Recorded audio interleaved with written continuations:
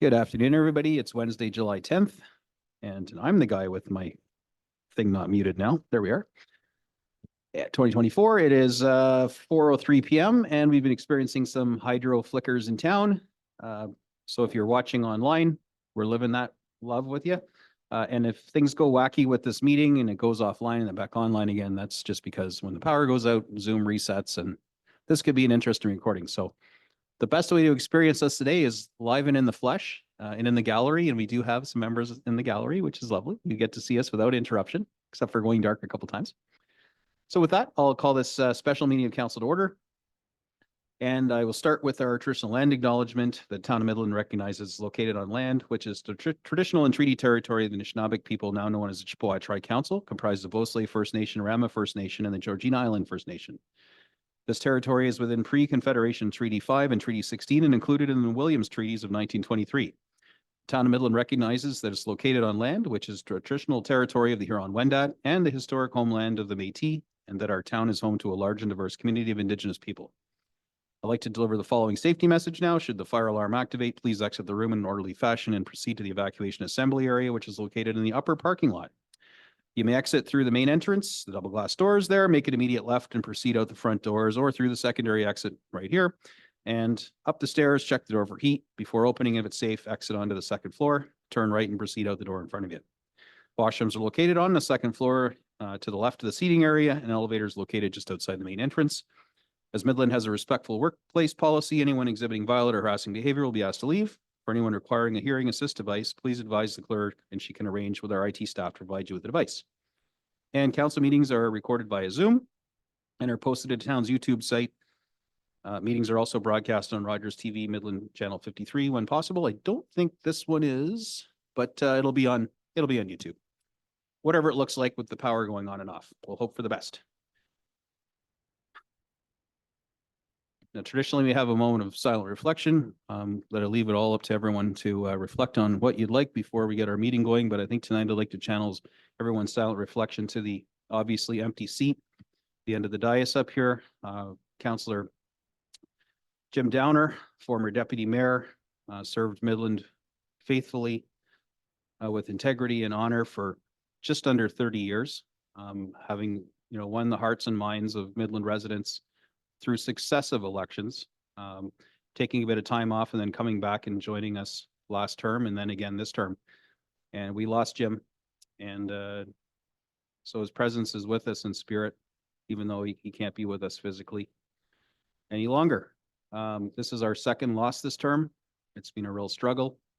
We will make do, but those are very large shoes and decades of experience that will be impossible to replace. So with that, I'd just ask that, and I should also add that the celebration of life for Jim and a Masonic funeral will happen this Saturday at Sports and Rec Center at 1 p.m. The funeral is about 20 minutes long, happens at 1 p.m., followed by a celebration of life and reception where you can visit with friends and family of Jim and his wife, Dawn, and their kids and grandkids. So that's an open invitation to anyone in the community that knew Jim. And as I've stated several times now in speaking with the media, there's not much in this community that we can look to where Jim hasn't had a part of that, either directly or indirectly, as a lawmaker, as a resident, as a family member, and a valued member of this council over the decades. So his legacy is sort of omnipresent and all around us. So with that, I just ask that our moment of silence today be reflected towards Jim and his family in their loss, and again, invite you to attend the Sports and Rec Center upstairs hall, 1 p.m. this Saturday.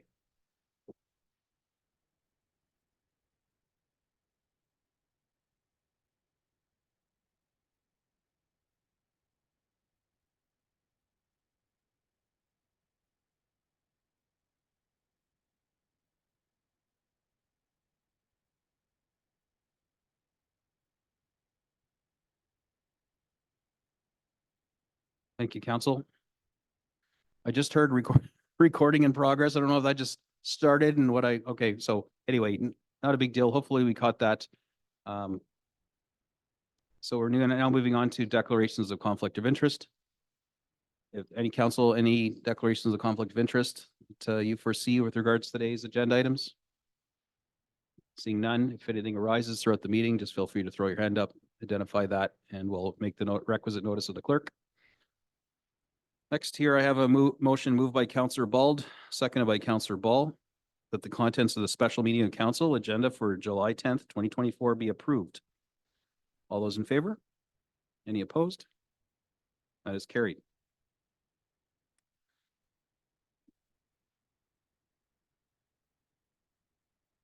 All right, next we have, moving right into this with section 5.1, we have a public meeting today.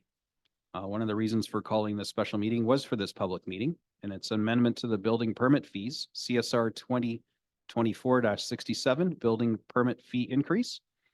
There is a notice of public meeting, and I actually have a script that I'm supposed to be reading instead of winging it like this. So I will do that. I'd like to call this public meeting to order. This public meeting is being held under section 7.6 of the Building Code Act to consider an amendment to the town's building permit fees. The purpose of the public meeting is to hear from residents regarding the proposed changes to the building permit fees. Details related to the amendment to the building permit fees were made available on the town's website on June 10th, 2024. This is your opportunity to speak, and council encourages you to do so if you have anything you'd like to weigh in about the proposed changes to our building permit fees. I'll now ask the town's Deputy Chief Building Official, Sri Kurisetti, sorry, Sri, I've never had to say your last name before. You're just Sri to me, to provide a brief introduction to everybody about what this is all about. Take it away, Sri.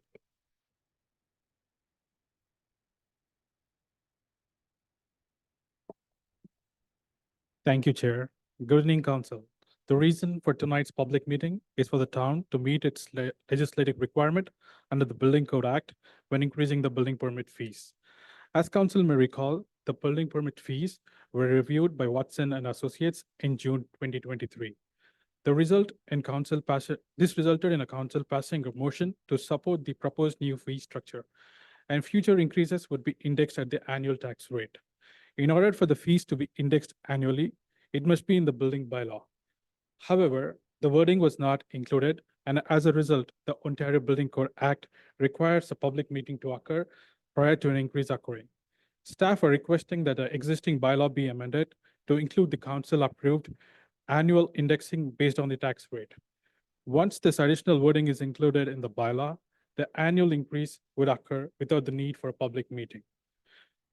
Thank you, Chair. That concludes my summary of the item before Council. Thank you very much. So just in summary, this makes it quite simple. Everyone has a predictability to what the building fees are going to be as they increase yearly. So there's some predictability to that. We like to do that in all of our policy making, make life as simple as possible and have as few obstructions as possible to new development or renovations and other things that require permits. So with that, I'd like to open the meeting to comments or input from the public. If there's anyone here to provide that, please step up to the mic, give your name and well, I think your name and address. It's just good to know if you're a Midland resident, and let us hear what you have to say. Is there anyone in the room that would like to make comment about this?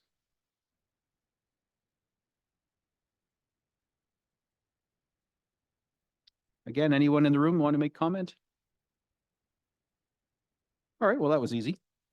I can just add that typically, at least in the past, when the municipality has made changes, whether they're progressive or also deemed regressive to some of our policies, especially around planning, I'm typically inundated with emails and phone calls and requests for a lunch, to lament whatever change we're about to do and how it's going to impact negatively our development partners. And I'm proud to say that all of that kind of ended after about the first 6 months of this term, as we really started to do housekeeping and be really responsive to our development community and the people that are trying to build and better their property. And in this particular case, I've had zero emails, phone calls. No one's invited me to lunch to cry in the beer about what changes we're about to make. So when I don't get those kind of those calls, that's usually a sign that we're on the right track and that the report that the developers and whatnot read clearly articulates the rationale for this, and that it seems measured and reasonable to them. So good work, good report, and this just makes sense. And open it up now to council. I have to say this, though, when there are no further comments, that's just prompting for me. Uh, Insert name here. Sorry, I've only had one coffee. I need to read this motion and then I can open it up for a discussion with with my peers here on council. So moved by Deputy Mayor Prost, seconded by Councillor McDonald, that staff report CSR 2024-67 building permit fee increase dated July 10th, 2024 be received, and that 1, council adopts the building permit fee bylaw as attached to this report, and 2, that the building permit fee bylaw be indexed annually by the annual budget increase, which we're going to keep as low as possible, until such time as the next external review. Council, questions, comments, concerns? Councillor McDonald. Thank you, Mayor Gordon. I just have one question of clarification. It's point 2, that the bylaw be indexed annually, which leads me to believe that it would be increased, but 4.1 in the general provision of the bylaw itself says permit fees may be increased annually by the tax rate increase. Is that insinuating that if there's no tax rate increase, it won't be, or it just may be? I thought it would be, not maybe. Who wants that one? Sri, you gonna take a crack at it? Yeah, That's if we go for like a 0% tax increase. Counselor, is that what you mean? Potentially, which would be lovely. Almost impossible, but we could do it if we sucked reserves dry. Our Madam CFO would throw herself off the roof, but hypothetically speaking, good question. so it should be based on the tax rate, annual tax rate. That's what it was being included by Mike. Much. Clarification, Yeah. please. So it will be increased, it may not be. I just find it wrong word.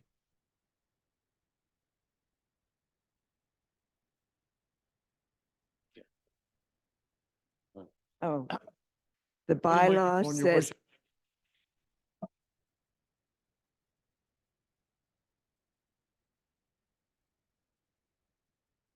Here, and while you rightfully say.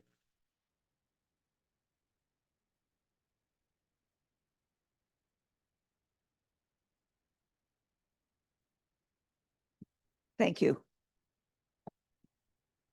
For those watching at home, sorry, the mic was malfunctioning. So that hypothetical situation where if we could ever get to 0% tax increase in a year, that would mean that there would be no increase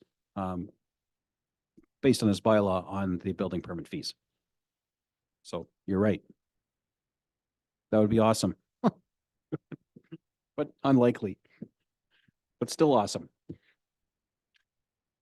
Any other questions, council? Councilor Meredith. Thank you, Mayor Gordon. Through you to Siri or any is it Siri? Sorry. Siri, sorry. Siri. Yeah, Siri. Siri. So it states in here this will be reviewed at the next external review of the bylaw. So when would that external review be? In the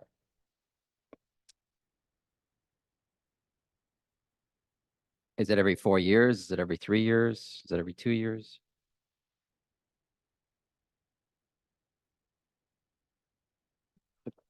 Through your chair, it would be every 5 years.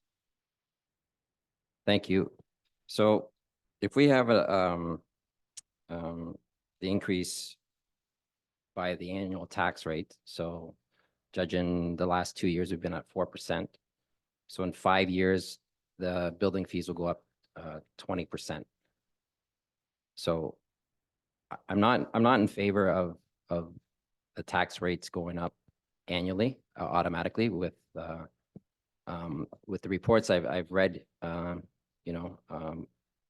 with the management asset plan and so forth, and the numbers I'm seeing, that 20% will probably be, most likely it'll be above 20%. I'd rather see this come to council every year, and voted accordingly, with the fee schedule.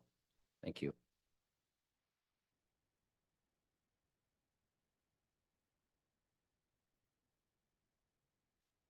Any other comments, questions? Okay, I'll call the question. Oh, sorry, Deputy Mayor. I was just gonna, oops, hang on, sorry. I just wanted to clarify with Councillor Meredith's question that he's not in favor. Are you suggesting that we amend it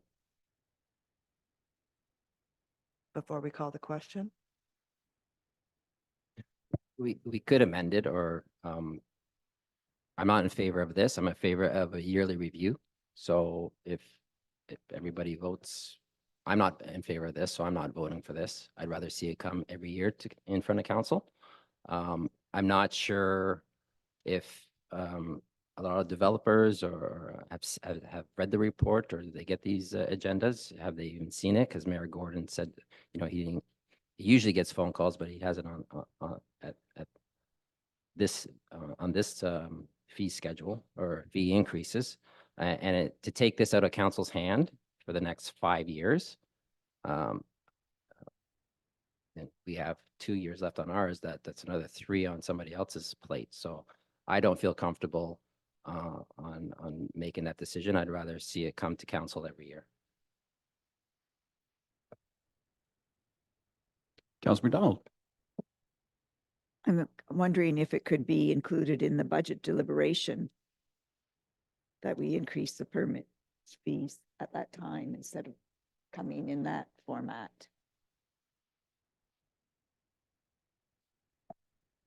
Okay, so we have one more sort of live budget left in our term, right? And next council, if they wanted, CFO wants to chime in, but if next council decides that, we're a bunch of, nincompoops for having done this, next council can easily change this, right? We're not necessarily binding the next council. The next council could redo this bylaw if they wanted to. Well, heck, we could if we wanted. But this is really impacting one more budget cycle for us. And then it kicks into the next budget cycle with the new council for 2026. And, if that's a bridge too far for them, they could always make this change. But this is just trying to paint some certainty for people, because the cost of living increase, which is what our target is for budget increases, affects everyone equally. So it wouldn't seem too egregious to developers that the cost of living increases that impacts their materials and wages and everything else, that this fee that the town charges also floats with that cost of living. So we could talk about amending it right now, or, if we can live with it for basically one budget cycle, next council could decide that this is not good, or make wholesale changes to it if they wished. Madam CFO.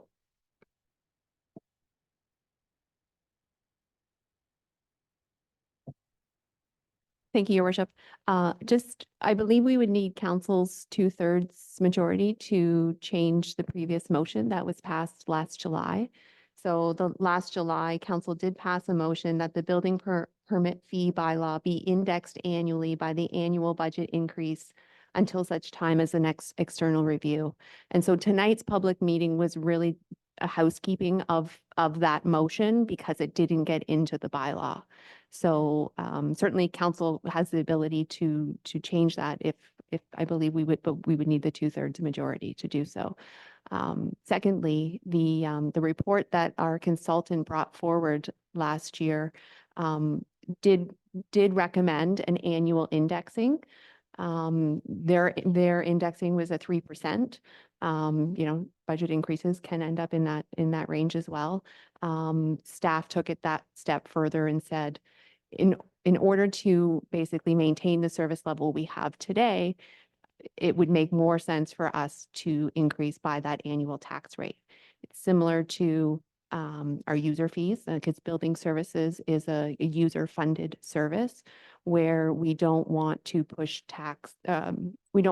costs onto the tax rate, right? Which is why we recommend the same increase. So if all of our costs go up by that 4%, it would make sense to to also raise the development fees by the same. Thank you.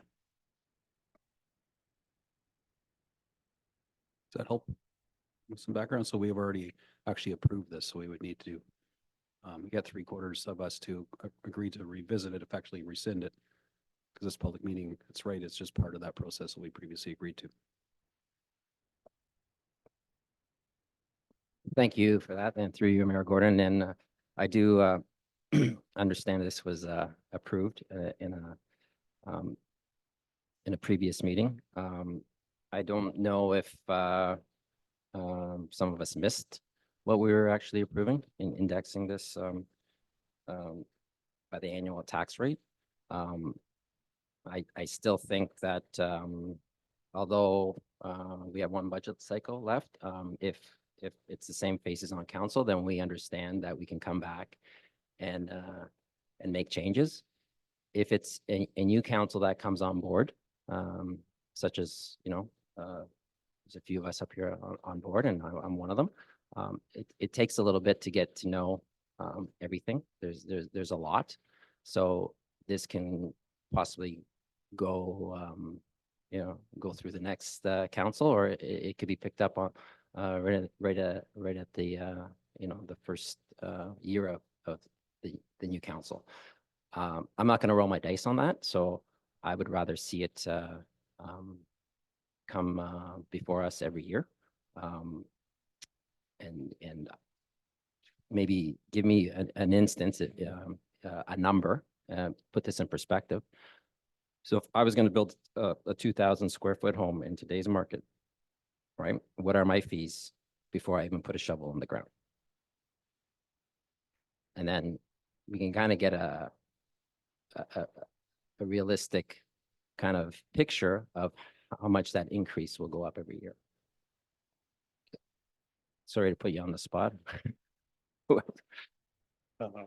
Or give me an example of a build you just did and what development charges they just paid in today. Through you, Mayor, to Councillor Meredith.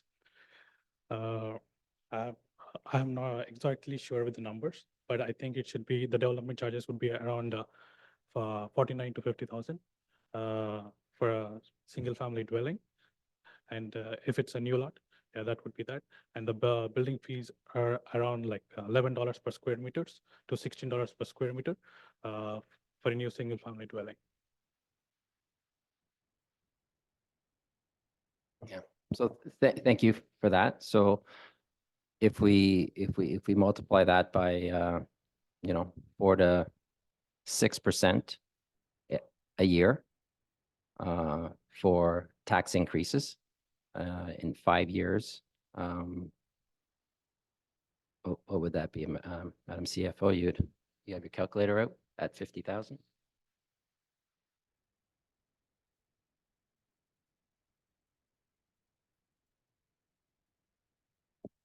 So over a 20% increase, so over the 5 years, and also note that last year would have counted as year one. That would be a $10,000 increase on a $50,000 permit. Great, thank you. So that's a new build on a new lot before you put a shovel in the ground. You're 60,000 right now. So I think, as I said, maybe we'll put it on the floor. If we get 2/3 vote, then we can. Oh, Madam CFO. Sorry, one more consideration that was also part of that June report last year is our reserve balance, right, for building services, which does fund that service, right? So in years when permit values are down, much like 2023, that reserve keeps that department afloat, right? And so at the end of 2023, the estimated balance in that reserve was just over 192,000. In the 2024 budget, we estimated to take 155,000. So as we stand at the end of this year, we're expecting less than $40,000 left in that reserve. And so it can't sustain another short year, right? So doing nothing now puts us in a bad position.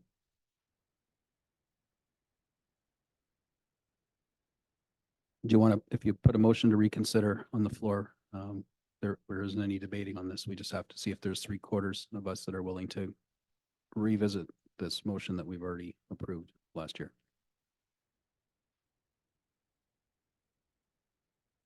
Thank you, Mayor Gordon. I just want to talk about reserves for a sec. So you mentioned reserves and down in the later report, there's Sorry, Councilor Meredith, we're Oh. technically in a public meeting. We're really just supposed to receive public comment and then we can make comments or clarifying questions. This thing we're talking about right now has already been passed. This is just procedurally, we have to do this for the Planning Act, have this public meeting, and then we rubber stamp because we've already approved this. If the intention is to revisit this entire thing again, we need to finish this process and then start a reconsideration, which could potentially trigger yet another public meeting later down the road if it's, depending what the outcome is. We can't really mix the two together in this one. This is supposed to be a public meeting and clarifying questions and stuff. Do you understand where I'm going with this? We're not redebating. We can't redebate the original thing right now. It needs to be reconsideration has to pass first, then we bring up the old report we already approved. okay. Let's just put a motion to reconsider then on the table. Thank you.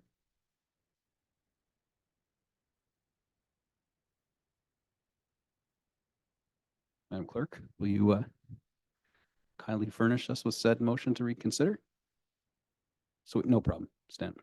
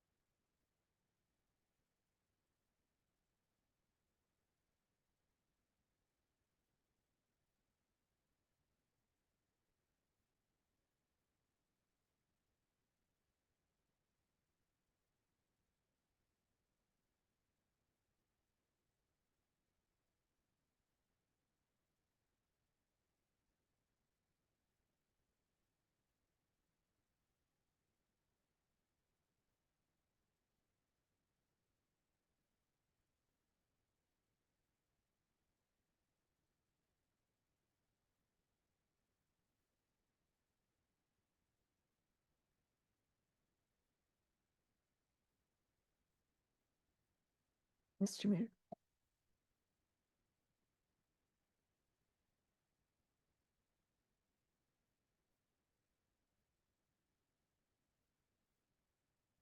It does.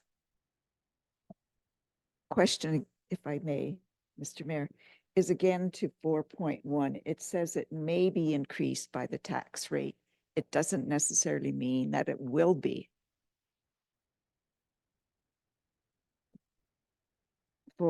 That's what our motion says. It'll be indexed annually, but the bylaw says it may be. So we might decide during tax that we only want it to increase 2%, because it doesn't say it will be. That's my point.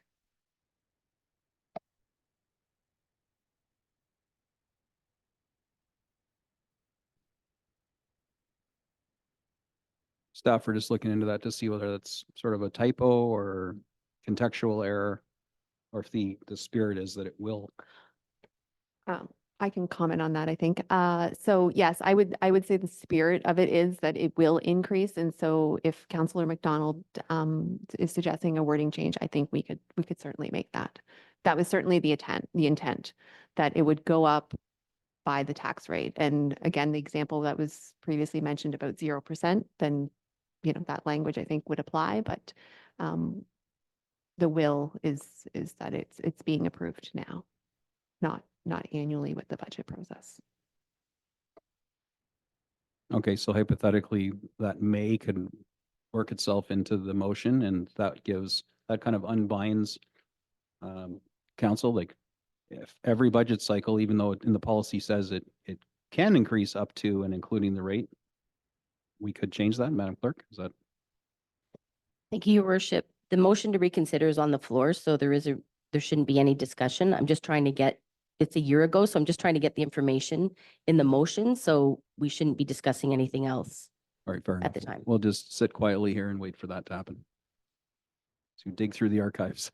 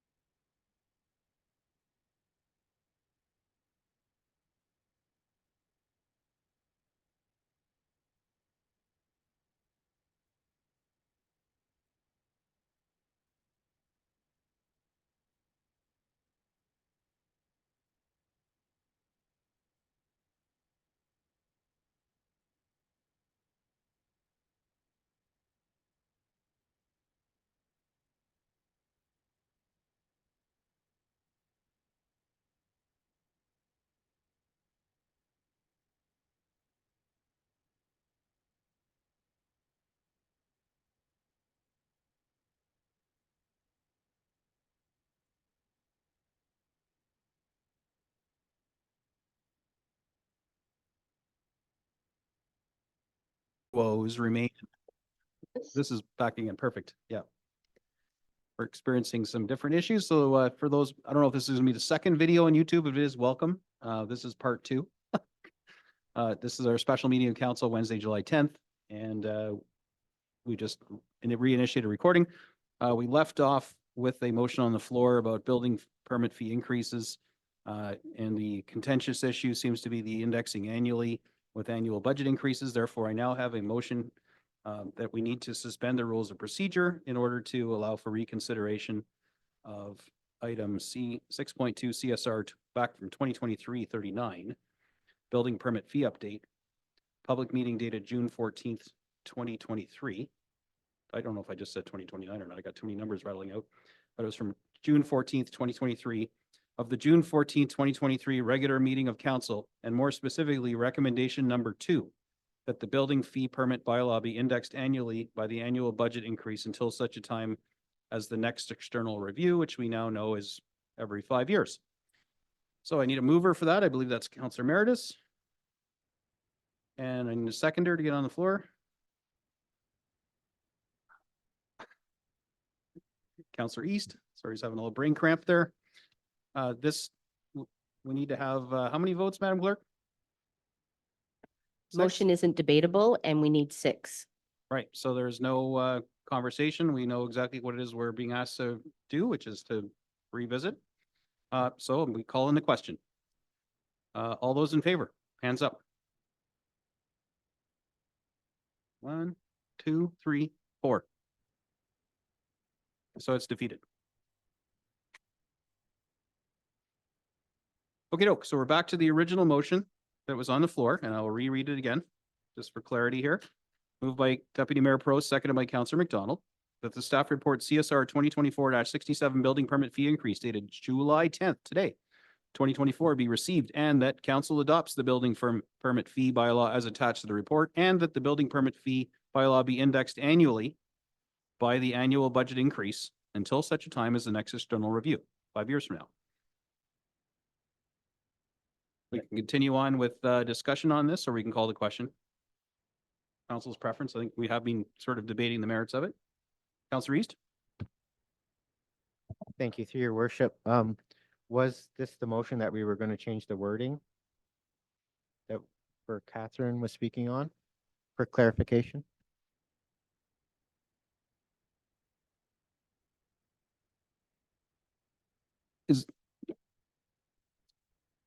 I believe the motion was good. It was in the bylaw that Councillor McDonald was speaking to. So the bylaw currently says may, even though that may have been unintended. It states may now. So if we do not edit or change anything, it is not prescriptive and it allows us some liberty, even though that wasn't the original spirit of the bylaw. Is that an accurate depiction, Madam CEO?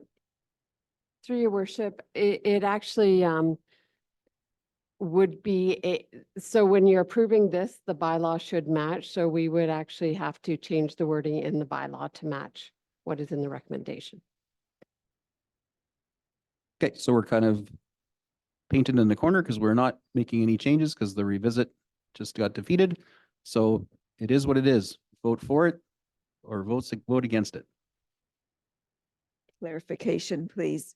The existing bylaw that we're just adding number 2 in it that we agreed to, does it say may or will?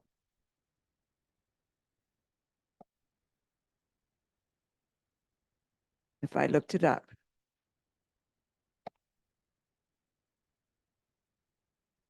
So through your worship, I think what's on the floor is the vote on this, and then the bylaws are further down in this section. So you may wish to wait. We'll look actually as we speak, but when we get to the bylaw section, we can have that discussion. Yeah, so that's later in the meeting where the bylaws get presented. The building fee bylaw is 8.1. So if you wanted to click on that link, 8.1, and just see whether the language says may, it sounds like if it does say may, that's unintentional and staff will be editing that to say shall, because that's what we passed and approved last year in a nutshell. Madam Clerk. Not to extend this conversation any further, but when we get to the bylaw section, we can always say as amended, and we know that it's council's direction to change that wording, and we will change the wording. Great. Or if it's already says may, we just don't change it and let her pass. Let her rip, right? And that might solve a lot of things, improve, also allowing Councillor Meredith's concerns to be addressed every year in budget. So I haven't actually clicked to see whether it says may or not. I'm taking your word for it, but we'll get to that in 8.1 and we'll see. Madam Clerk. Thank you, Your Worship. I just wanted for council to keep in mind that if you pass this motion, it says that it will.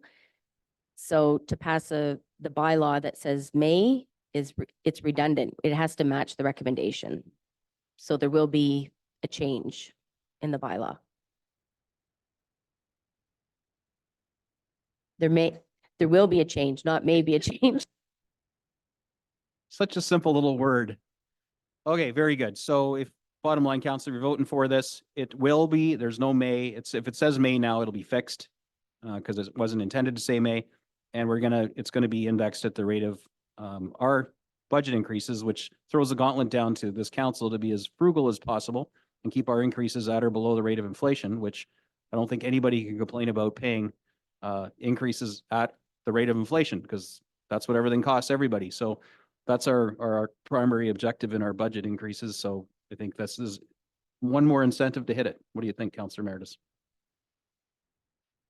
Yeah, absolutely. I put in a motion for 2.5%, so we're going to be below the rate of inflation, so it should be great. So, but I would like a recorded vote. Thank you. Super. All right, Madam Clerk, recorded vote when you're ready. Unless there's any other weighing in, we think we beat this one to death. Okay, very good.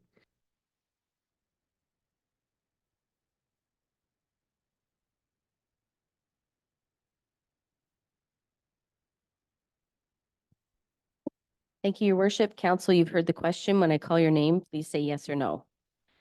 Deputy Mayor Prost, No. Councillor East, No. Councillor Ball, No. Councillor Bald, Yes. Councillor McDonald, Yes. Councillor Patel, Yes. Councillor Meredith, No. and Mayor Gordon. Yes. The motion's tied, therefore it's defeated.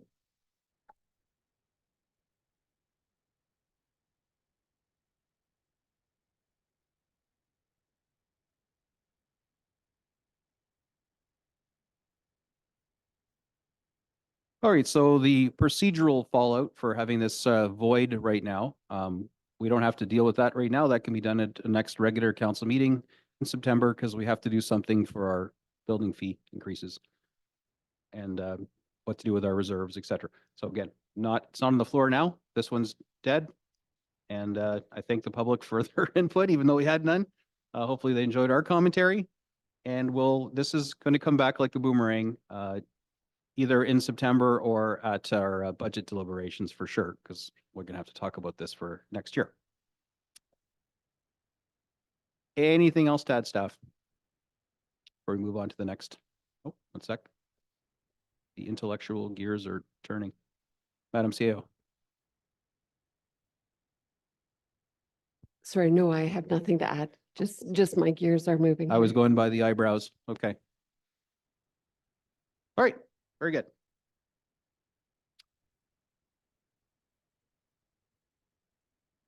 Well, thanks for bearing with us, our folks from the county in the audience here. Next, we have presentation 6.1, which don't usually happen at special meetings, but given the nature of this presentation and the fact that summer is upon us now, it would seem timely, and I appreciate the fact that the county could attend to speak to us today. We have Mina Fayez-Baguette, the GM Social and Community Services, Wendy Hembrough, Director of Community Services, Homelessness specifically, and Andrea Hirsu, Program Director or Program Supervisor of Community Services from the County of Simcoe, and representatives from One Community Solutions, who it's awesome to finally meet you guys. I've alluded a couple times, you guys are like Pokeroo, and the older folks will recognize this, is that I know you're around. I've heard you being around. I've just never seen you, and I just keep missing you. So I'm very, very happy that you're able to come to our council meeting tonight. So I welcome you, whoever's going to do the addressing, to approach the podium and press the mic button and drop some truth and wisdom on us. And be prepared for questions. Good afternoon, council, and thank you for having us through you, the mayor. I will, Mina Becker, General Manager for Social and Community Services, and I will hand over the mic to our Director of Community Services in the homelessness sector, Wendy Hembrough, and she'll take the presentation then and introduce our guests. Thank you. Thanks, Mina. I always have to lower the mic. So thank you very much, Mayor and Council, for including us in this evening's agenda. We are very pleased, and I will, if I could, Your Worship, just introduce Kamalesh Visavadia is here to my left, is our Manager of Community Services Homelessness, who has recently joined the county as well. So very pleased that Kamalesh is here as well. Following our provincial funding announcement in April of 2023, where the province significantly increased the funding to homelessness prevention services and supports, the county worked diligently to develop a 10-point homelessness prevention strategy and used recommendations from a comprehensive homelessness system review that was completed in 2022. The 10-point homelessness prevention strategy included a commitment to enhance and mobilize services to improve safety and well-being for all. A community safety program was introduced specifically for downtown business areas countywide.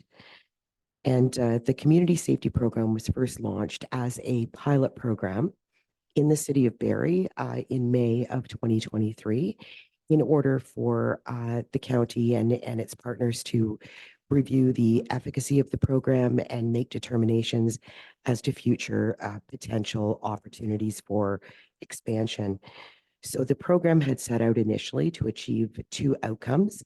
One is to connect vulnerable individuals to services offered within the homelessness prevention and support system.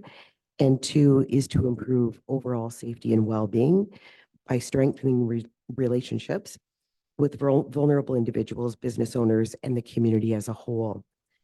So we often are asked the question, what is the difference between street outreach teams and our community safety team partners? So to define that, traditionally, street outreach teams work with unsheltered individuals, including those currently residing in encampments, and often use outreach vans to access those areas to facilitate access to resources and services, including emergency shelters. The very first defined point on the housing continuum is emergency homeless shelter for individuals that are living unhoused. Community safety teams enhance this work through engagement with vulnerable individuals who are located within walkable downtown business areas. And through a comprehensive request for proposal process, One Community Solutions was the selected vendor for community safety services. Community safety teams have expanded into the city of Aurelia. They are beginning their work in the town of Midland. And next we are working with the town of Collingwood to expand into that area as well. And accompanying us today is Paul Lunan, is behind me here, one of the founders of One Community Solutions. Paul's teams are on foot patrol in downtown areas, including downtown Midland, as the mayor has referenced, to connect those vulnerable individuals experiencing homelessness and with resources and services. That will include making referrals to shelters, outreach teams, mental health services, food security programs, a range of supports that are unique to each individual that the teams may encounter.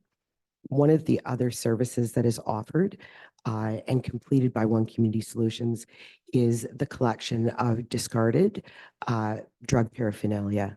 So that has been a very welcome addition to the communities in which the programs have rolled out.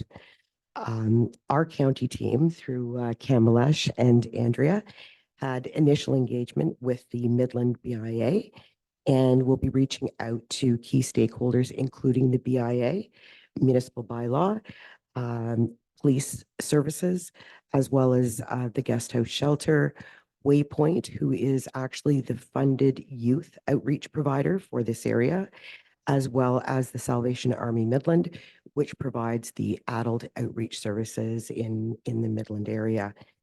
And the purpose of that meeting, that upcoming meeting, will be to help our community safety teams further understand the needs of our local business owners in downtown Midland, help to better understand the needs of the community as a whole in the downtown area, certainly learn from the experience of shelter, as well as outreach, what the hotspot areas are. And Paul, I will not take from Paul's opportunity to answer some questions, hopefully, as we move forward. But One Community Solution has completed an assessment of the Midland area prior to beginning their work. So they are familiar with geographically where individuals may be encamped or the kind of hot times in the downtown area. And now at this point in time, we'll be engaging with that broader table to make sure that we can leverage partnerships and that folks feel comfortable with the information they have as business owners to pick up the phone and call One Community Solution to perhaps address a situation happening. You know, I know there's situations such as you arrive to your place of business and an individual may be sleeping on the doorstep, right? And it's not about necessarily a lack of safety as much as what do I do with this individual, right? How do I refer this individual? How do I not, escalate the situation? And Paul and his team certainly can provide some assistance in those areas. So I don't want to take up too much time because I appreciate these are often, areas of great interest for council and community members. So I will leave things there. Thank you. Thank you very much. Maybe just before we get to hear from One Community Solutions, a quick question. I'm a little foggy on the difference between a community safety team and outreach, because the community safety team's role vis-a-vis outreach's role. I sat today with Angela at Salvation Army, which funny enough, I've never done before. I actually sat there and had a good chat, just trying to make sure that we're not overlapping. A little overlap is good for safety's sake, but complete overlap, of course, isn't good. And I know the county is, not big on duplication of services. So I was just trying to understand and rationalize what the community safety team is going to do that outreach can't. And will the community safety team supplement rather than replace some of the activities that are basically one or just very tiny team at the Salvation Army is currently doing for us. So maybe you could start with just letting us know what the county's scoping was for One Community Solution and what the intention is for the two to work, in tandem. Sure. Thanks for the question, Your Worship. One Community Solutions, works from, and I don't want to speak for Paul, so if I could beg of you for a moment, if I could include Paul in this response, because he can speak most knowledgeably and specifically to the work of the community safety teams. From the county's lens, it really is about embedding that additional layer of support in the downtown core so that our outreach teams, our funded outreach teams, can do the much needed work in encamped areas with individuals who are not necessarily at this point willing to come into shelter or interested to come into shelter. And the outreach teams offer a more comprehensive level of service in terms of they're connected to the shelter system, they're connected to our various services and supports. Their main role is not maintaining a safe environment, whereas our community safety teams do that safety piece. And I call them safety teams with a social conscience. So they're not a law enforcement agency, but they certainly provide an added level of de-escalation and safety services, but from a very socially conscious and compassionate lens. And I'll turn things to Paul if I could, but you'll need this higher.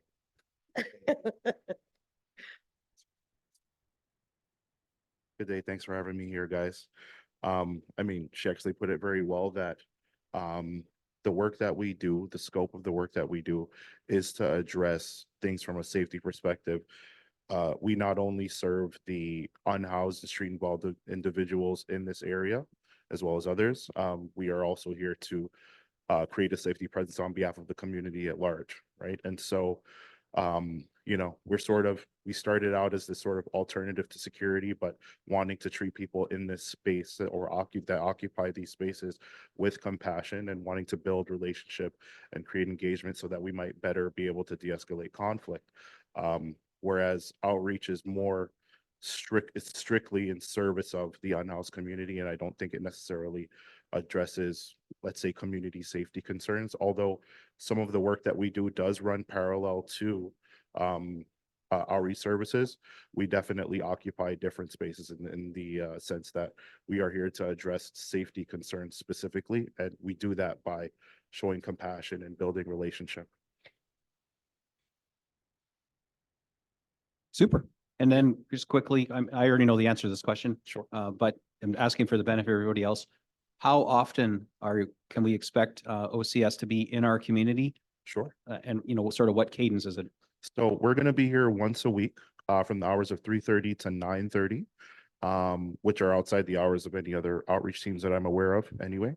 And the days are not specific right now. Right now, we're sort of building a baseline to try to determine when, not just where the hotspots are and the highest levels of activity are. So like, you know, we'll be doing alternative days, alternative weeks. We expect to find things are busier over the weekend, as you might expect to see, but you know, we don't have a baseline for this area just yet, so we're building that right now.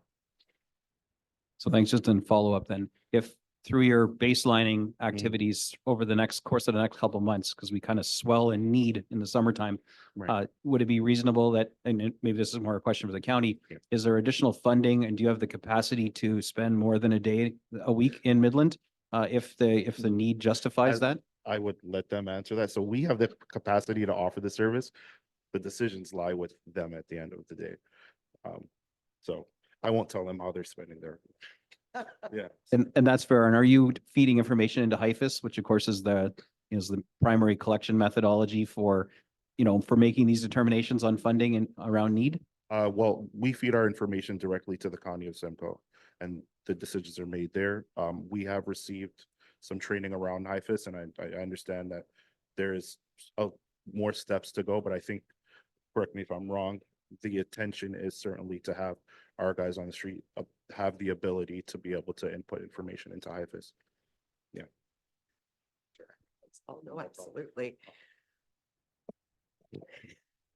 And thank you for the question again, Your Worship. Most certainly that, as Paul has referenced, right, our opportunity as we embark on this expansion that just started in April is to really assess the needs of the community as the program is rolling out.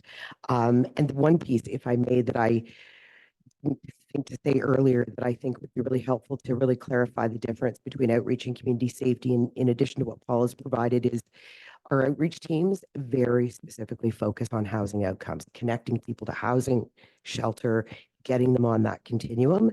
And certainly Paul's teams would connect people with outreach if they're not connected. But that is the main criteria that would define the difference between the two. Thanks. That's good to know. I'm sure there's lots of questions from council around this. So I do, again, I'm really glad that you're able to come here and introduce the service to us. And just for those following along, this is something that was born out of the Community Safety Symposium that we hosted last October as an identified gap and a need. And it's something that worked really well in Barrie as a pilot.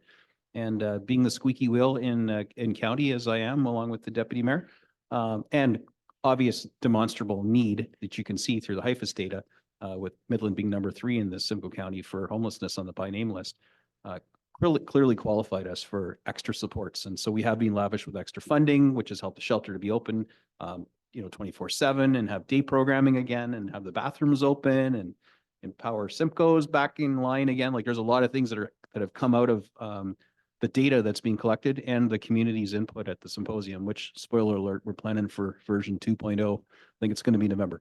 But anyway, So we'll have a good chance by then to debrief and see how One Community Solutions impact has been felt by the community and what their takeaways are too. So I'm going to shut up now because I could talk about this all day and yield to my peers. Who wants to go first? Councillor Ball. Oh, sorry, I saw the finger. Deputy Mayor and then maybe Councillor Ball. I don't have any questions at this time, but I want to say thank you. That symposium that we had last year, great things came out of it, and I'm getting reports that you're seeing on the street, and I think people are going to start to feel a lot safer. They have somewhere to call. They have someone to go to, even if they feel that they're not comfortable downtown and they see someone, they can approach that person. I think we're on the right track, and I'm very, very grateful. Thank you. Thank you. Speaking of someone to call, while we're waiting for Councillor Ball, where do we get the number that we can refer people to call? And what happens if they need to call and it's not the 1 day a week we have OCS? Does it get redispatched to outreach, or does it go to just a voicemail and they get talked to them next week? That doesn't really help if there's a guy passed out in front of the bank today and you're not on duty till 3 days from now, kind of thing.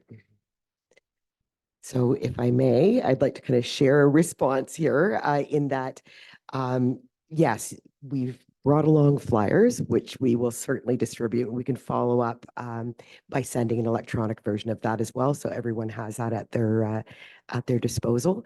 In terms of the direct call to One Community Solution, the flyer will outline, it's actually a great little diagram that will indicate, where is it appropriate to contact One Community Solution? Where is it more outreach focused? Where is it a police matter, for example? There is no wrong or right answer. You have to do what you need to do in the moment when you are having an experience, but that is a little guideline that certainly will help direct those calls. If there is something that is happening on those out of the regular day or week hours, Andrea Hurasup, who is the program supervisor that's overseeing the community safety team portfolio, it's as simple and easy as a reach out to the county, and we can certainly help make some of those connections. And it is never a wrong answer to contact outreach services either. They are very responsive and very available, and can certainly, within their scope, provide some assistance as well. Awesome. And for council, I brought Angela's card with me with her cell phone number so we can refer. And we're going on that little walk next Monday anyway, dispensing this information to our downtown merchants. So we'll just add this to the goodie bag. Councillor Ball.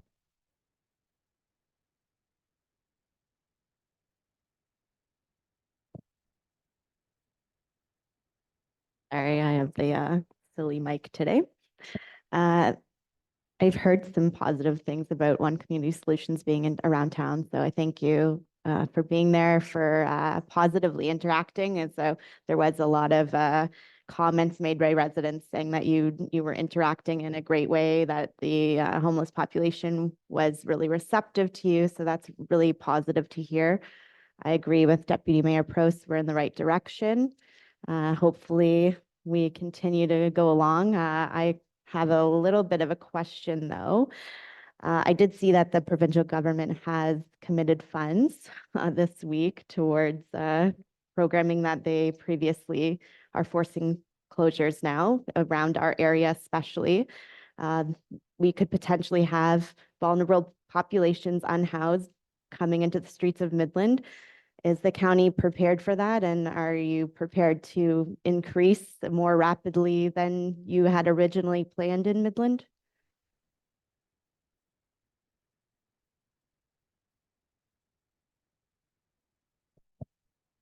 Through the chair, thank you for the question, Councillor. Well, yeah, the county is constantly trying to just review through a data-informed strategy on how to consistently invest in different areas as a system as a whole. So there are many communities that have been impacted by some of the decisions made in the last few days. What we're trying to do concurrent to that response is broker better provincial services across the county, including healthcare services. So we're closing in on a few outcomes that we'll share when they're ready to be formalized, but that will create some more assistance in addressing the needs of clients who are long-term users of our systems and maybe putting them in better services that are more appropriate for their needs, therefore opening up more space, as well as we're going to be going to county council later this year. They're in a break set. They're in session. Their session's in break right now. But through that process, we're going to also be trying to be able to invest into reserves in order so that we can have short and long-term responses. So while we're trying to broker long-term, permanent kind of funding pockets within different orders of government, both federal and provincial, we're also trying to manage our current approved finances in a way that allows us to put them into reserves and then reinvest them appropriately when needed. That being said, just a few days into those decisions, so we'll have to see the impact. I mean, we've been watching carefully in terms of our data points on homelessness in general and kind of the trends it's going in. I think there's definitely a lot more to be done for sure. But I also, we've been investing significantly in things like deep subsidies, and we accomplished 162 outcomes on there. So there's a lot of preventative work being done, and we have invested significantly in housing retention and eviction prevention programming and homelessness prevention programming. So that was part of our 10-point strategy. So those investments are still there and available. And actually right now we're watching the utilization of it, and there hasn't been really a spike yet, but we know that there will be, and that's why we've invested a bit more significantly in those pockets of funding in 2024. So. Thank you. I figured you were obviously aware of what was happening, but I'm glad to hear you are well ahead of it. I appreciate your team, as always, coming in here and updating us, and honestly appreciate how flexible you are and how innovative. So thank you so much. Council Meredith.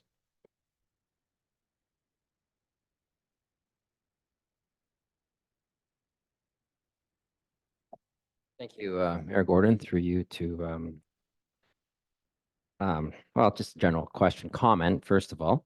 We had the pleasure of meeting not only myself, but Mayor Gordon and Deputy Mayor Prost, along with the BIA manager, Katerina. We had the pleasure of meeting Kamalesh and Andrea and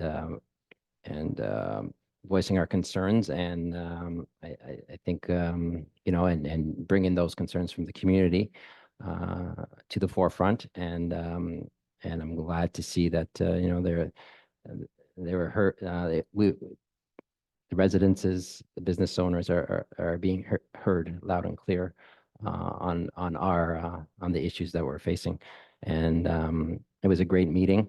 I don't want to get into everything because we can talk about this for a while.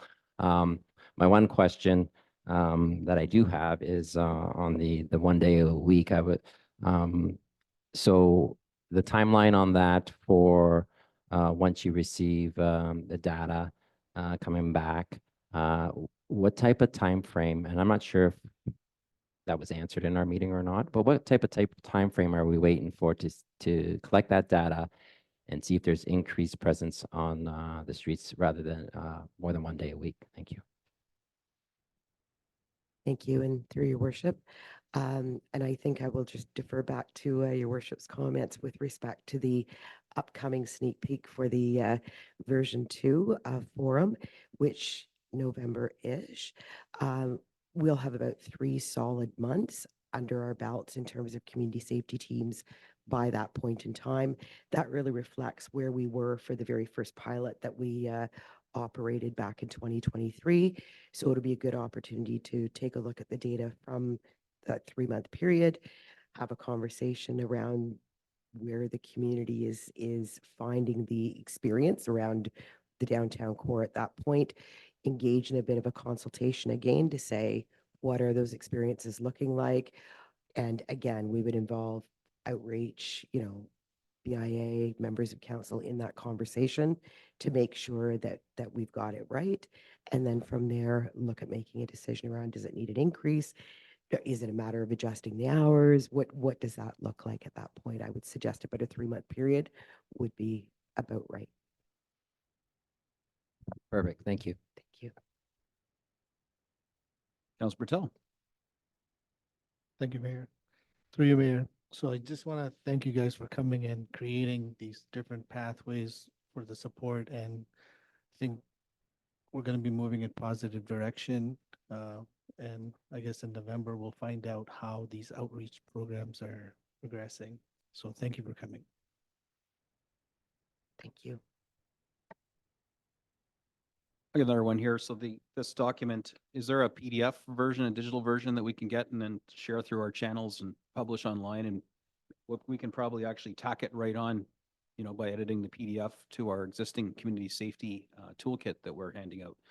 So then at least people downloading it will have access to that.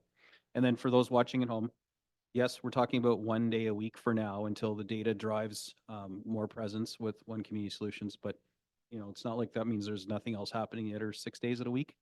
All 7 days, including that 1 day of overlap, we've got an amazing resource in our Salvation Army outreach, who's boots on the ground, knows the people by name, by face. They check in with her. She checks in with them. She visits the encampment. She knows where the tents are hiding. She also knows people who are housed, who just hang out and sometimes put up a tent, and she'll kick them out of there and send them home. When you go home, you're making it, worse on the folks that have no home to go to. And so we had a really good, brutal, honest conversation today. And I've invited Angela from the street outreach team. She's basically the team of one, but she does have a small team of support folks, including some volunteers from the shelter that, aren't laying passed out in front of the bank all day. They're actually at the outreach center at Salvation Army helping to stock shelves at a food bank and working and learning and trying to better themselves. So it's easy to paint people all with the same brush, and it's so unfair to do so. So she's going to come and talk to us in our September meeting and introduce her services to council for those who are unaware of the work that happens there, and also St. Vincent de Paul is a food bank running in town. So there's just a lot of tandem support. So I don't want people to think, oh, there's only 1 day a week with OCS. We have lots of other supports. We're blessed or cursed, depending on what side of the coin you're on, with all these amazing services. And the county has, lavished us with even more funding and supports and piloting some of these new things. So there's a lot of activity that's happening. I think the BIA sees it now, where they didn't really feel that love before. And we have a good bridge between council and BIA in Councillor Emeritus. And, I think things are moving in the right direction. So I'm looking forward to getting to know the OCS team and introducing them to the public. And hopefully you're talking to anyone you walk by on the streets, just letting them know what you're all about, what you're doing.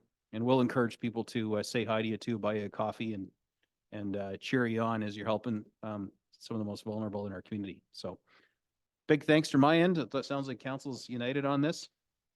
And any other questions, council? I'm rambling on again, like I do. No? Councillor McDonald, come on, you're good for something. Thank you, Mayor Gordon. Actually, my question was addressed, my concern with just 1 day a week. And, but what also comes to mind, and it was probably discussed with the BIA meeting and yourselves earlier, but a new person has just changed ownership of the grocery store. It's now a No Frills, and I've witnessed unpleasant things happening there personally. So they've really worked hard at making it a safer place. But the owner expressed to me that the seniors are saying they don't feel safe using their back entrance, like from the parking lot across. So is that something that One Community Solutions would prioritize? And then I'll read it and do my homework, and I'm sure I can contact you if I have more questions. But thank you, and I look forward to working together.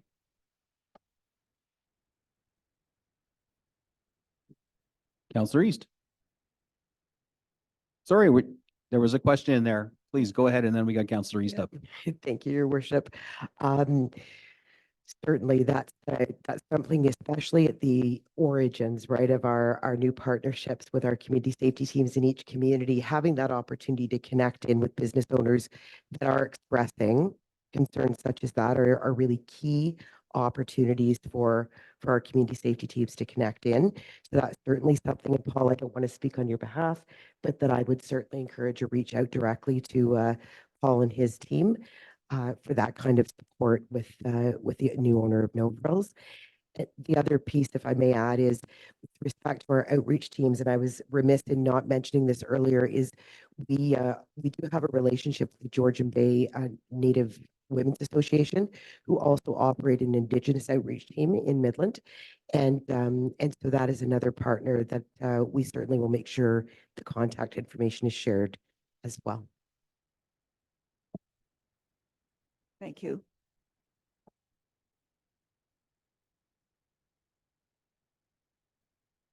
Thank you, your worship. Not sure if I'm strong enough to do this, but I reflect the same concern about the 1 day. I really would encourage the county of Simcoe to look at the challenges Midland faces. With us having the super jail, the mental health center, Chigmik, the guest house shelter, we have created the perfect storm on our streets. I'm not feeling very well, so I'm going to try to pace my words. Everybody in this world deserves shelter. And I would really open the county of Simcoe's eyes to opening to see that really at the end of the day, we can't help anybody if we don't create affordable housing to get them in homes. Now, we as a council work together to offer land to open up so that we could hopefully move forward with housing. But until those houses are built, we have the perfect storm here in Midland that's being overlooked. Now, I understand that every other community in Canada is facing the same challenges, but we have a unique challenge. The simple fact is that we have people that get out of jail, they don't move back to their original communities. We have mental health issues on the streets. We have people that are genuinely homeless that need help. But there are some people that are benefiting from this perfect storm that we've created. Drug dealers, keeping these poor people sick. So the truth is that, and I'm directing this to the county of Simcoe, that we need to build affordable housing to help these folks. And then I really believe that if we can work together to build these homes, that we can get these people back on their feet and give them optimism, possibly deter them from a road of drugs, substance abuse. With a home, a roof over your head, you have more opportunity to fight for your life. So I'm really trying to get these words out, and I'm really hoping that this falls on the county of Simcoe's ears, that we want a partnership up with you to build houses. We got to get this moving, but until that, we really have to look at more than 1 day a week, because Midland particularly has a unique situation.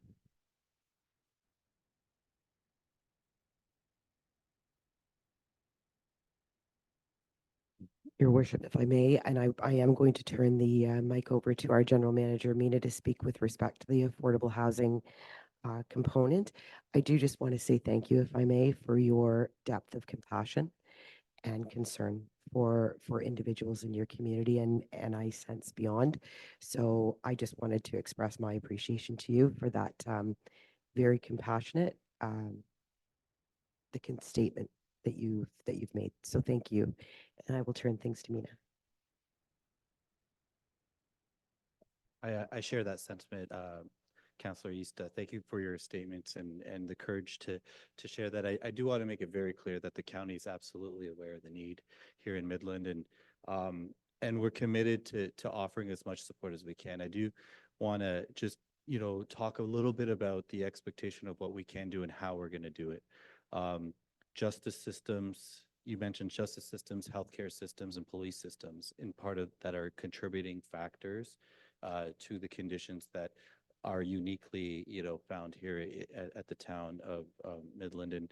And I would say that we're continuously engaging on discharge planning out of justice, and we're trying to land pre-discharge planning where we have our staff teams and funded agencies working directly in that system so that discharge can be diverted where possible from just release without a plan.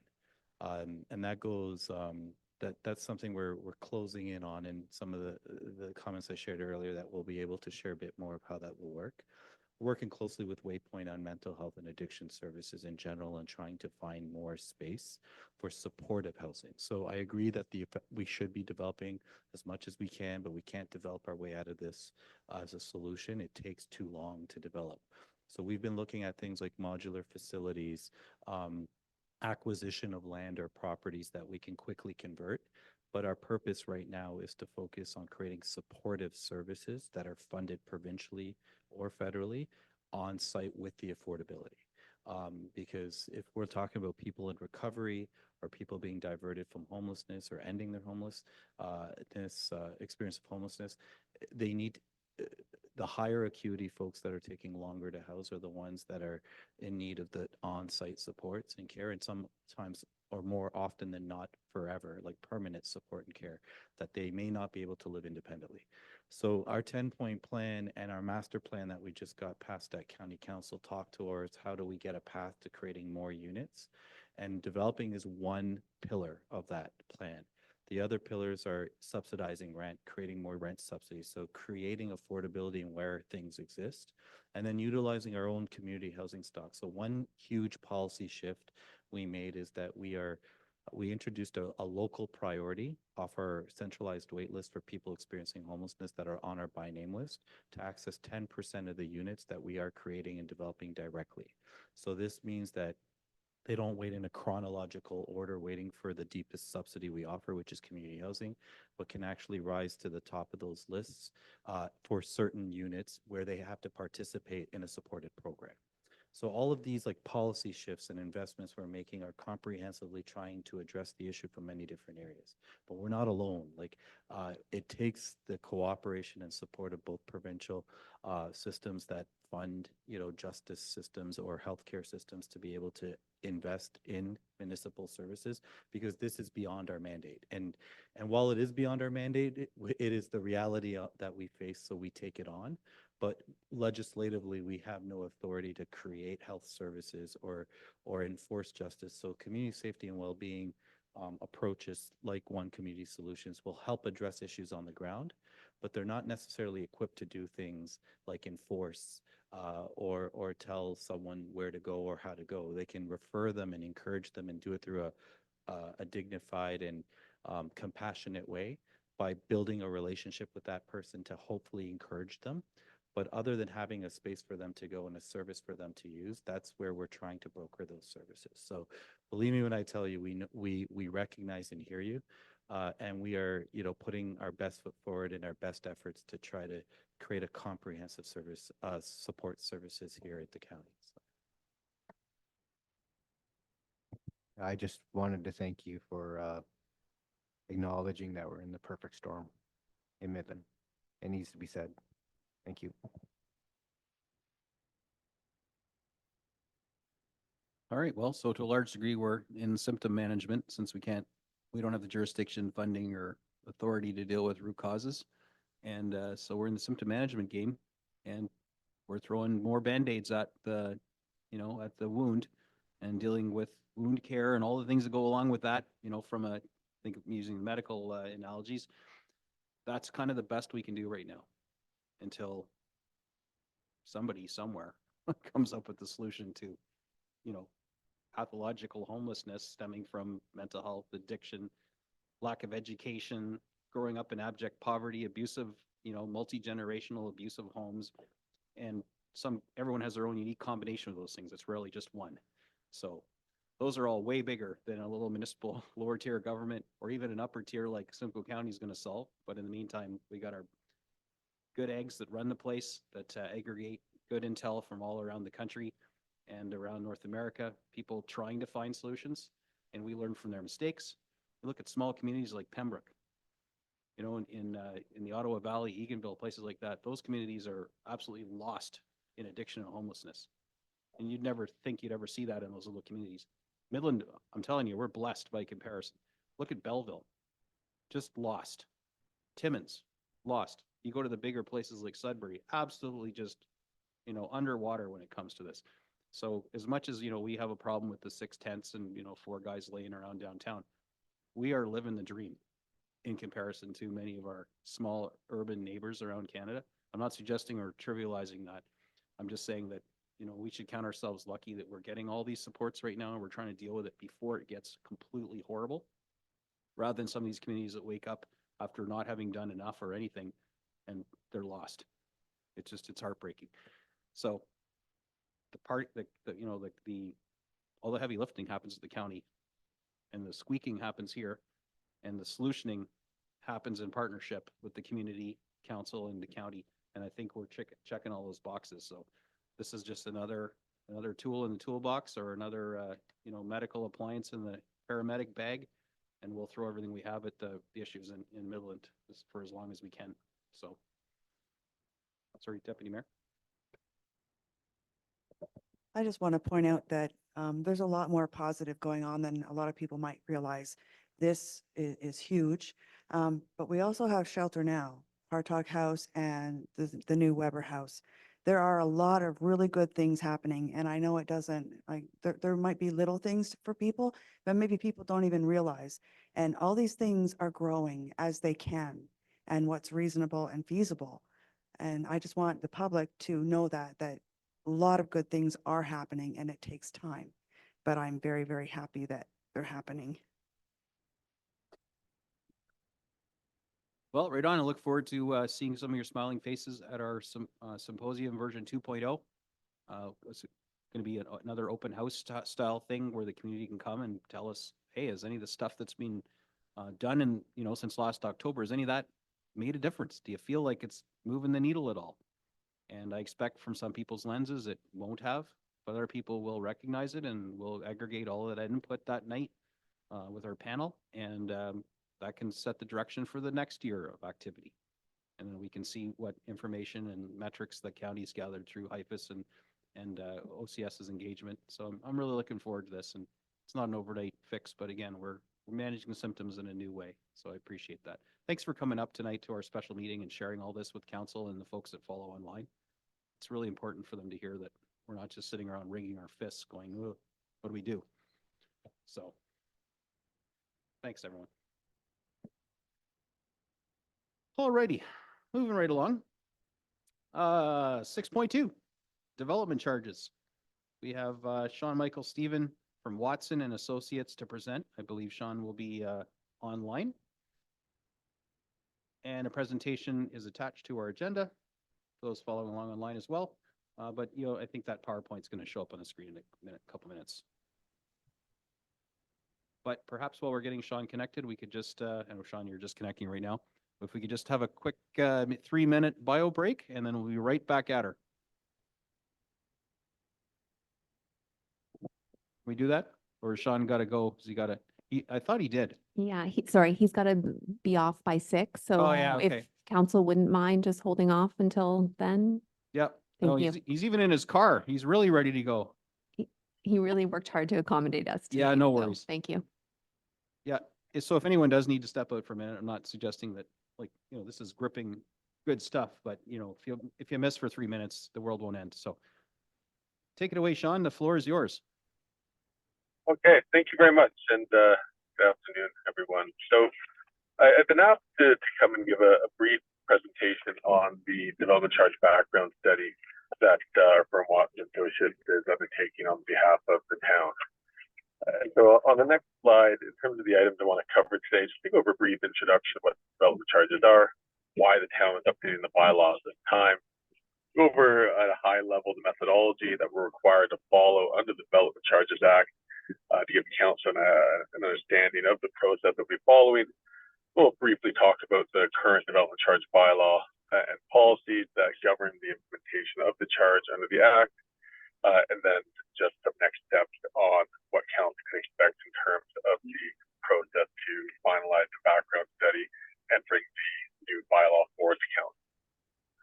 So on the next slide, then, from a high level over what development charges are, as I think you'd be aware, they're a tool available to municipalities under Development Charges Act to to recover growth-related capital costs of new development. So only related to capital costs, not the operating implications of new development. When looking at what types of needs can be included in development charge background studies, these are the broader growth-related needs that in addition to the local development requirements related to a plan of subdivision, for example, such as internal sidewalks and water and wastewater infrastructure. And so with respect to the current bylaw, one of the drivers for updating the charge at this, or the bylaw background study at this time, is that the town's current bylaw will expire in late November of this year. On the next slide, then, a couple other items on why background study has been undertaken now. So in addition to the primary driver to have a charge, new bylaw in place prior to the expiry of the current bylaw, but also be to reflect some of the notable changes in legislation that have occurred since your last bylaw was passed in November of 2019. Sorry. And so, I'd be aware that there's quite a few changes to the legislation. So they're listed here in terms of just those that have occurred since 2019. The most notable one would have been Bill 23, the More Homes Built Faster Act, that significantly restricted municipalities' abilities to recover growth-related costs from new development. Some of those restrictions have been rolled back through Bill 185, which Steve Boyle sent in June of this year. Then as well, we'll also be addressing changes in anticipated capital needs and development in terms of the process that we'll be going through with them. On the next slide, then, just to give you a high-level overview of the methodology that we will be following. So the methodology for the process really commences with looking at what is the amount, type, and location of development in the town, and that being governed by the town's official plan and the county's growth management strategy. And then the Development Charges Act stipulates what services can be included within a development charge background study, and as well making sure that when we look at what is the demand for those services in response to new development, that those needs are not greater than the average level of service that was imposed historically, so that municipalities are not increasing service levels and requiring new development to pay for that.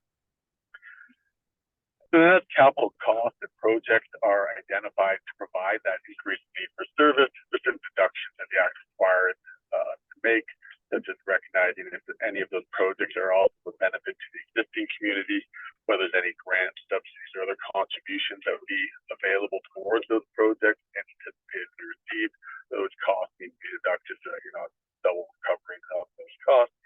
And then the growth-related net development charge growth-related costs are apportioned to the anticipated development to calculate the charge on a residential per unit basis. Sorry, can you hear me? Yep. Sorry, we just lost power here. We're just kind of rebooting and we're having Oh. difficulty hearing you. And I think it's because you're on speaker. Is there a way to keep yourself off speaper? But there is. One moment. Thank you. Yeah, we're not actually even looking at you at the moment because we lost power. It's been flickering on and off all day. Can you hear me better now? Yes, much better. Thank you. Okay, no problem. To interrupt. Okay, so can you see the presentation or you just want me to proceed? No, we Not are sure with good. your We are power. back live. Okay. Thank you. Okay, so then I've had to switch to my phone, so I can't see so if you go ahead to slide 5, just to highlight the current bylaw and the schedule of charges. So your current development charges are imposed by dwelling unit type, whether that be low, medium, or high density, and then per square meter of non-residential development. The majority of the services that are included in your bylaw are imposed across the municipality, and majority of those services continue to be eligible under the Act. So when we look at the areas that were included in your current bylaw that will be continuing to be examined, those include general government, so the growth-related studies that are required to inform the future capital needs, library, fire protection, police, all continue to be eligible services that we'll be examining. Indoor recreation and parks fall under the definition of parks and recreation services under the Act. Public works and roads and related services will fall under the definition in the Act of services related to a highway and continue to be examined. As noted by the asterisks here, parking was removed as an eligible service in 2020, and so that service can no longer be considered. But then transit will continue to be considered as well, and all of those services that I've identified so far will be looked at on a municipal-wide basis with considerations for whether any of these services should also be examined on an area-specific basis. But then, of course, the water and wastewater services that are required for new development will continue to be examined only in the urban service areas that they apply. And then the other aspects related to the area-specific development charges based on council's prior intention that will continue to be examined through this process will be the area-specific charges for the Tiffin by the Bay area with respect to some of the roads projects that were in need that were identified for that development, and then the water and wastewater infrastructure for the Balm Beach area. Then on slide 6, just to talk about some of the policies that govern the implementation of the bylaw, and that will be reviewed with staff to make sure that the definition, the policies within the bylaw are continue to operate sufficiently. From a timing of collection standpoint, the charges will continue to be calculated and collected at building permit issuance. With respect to the ability to exempt charges, the town cannot waive or exempt charges unless unless those exemptions are defined in the bylaw or statutorily required.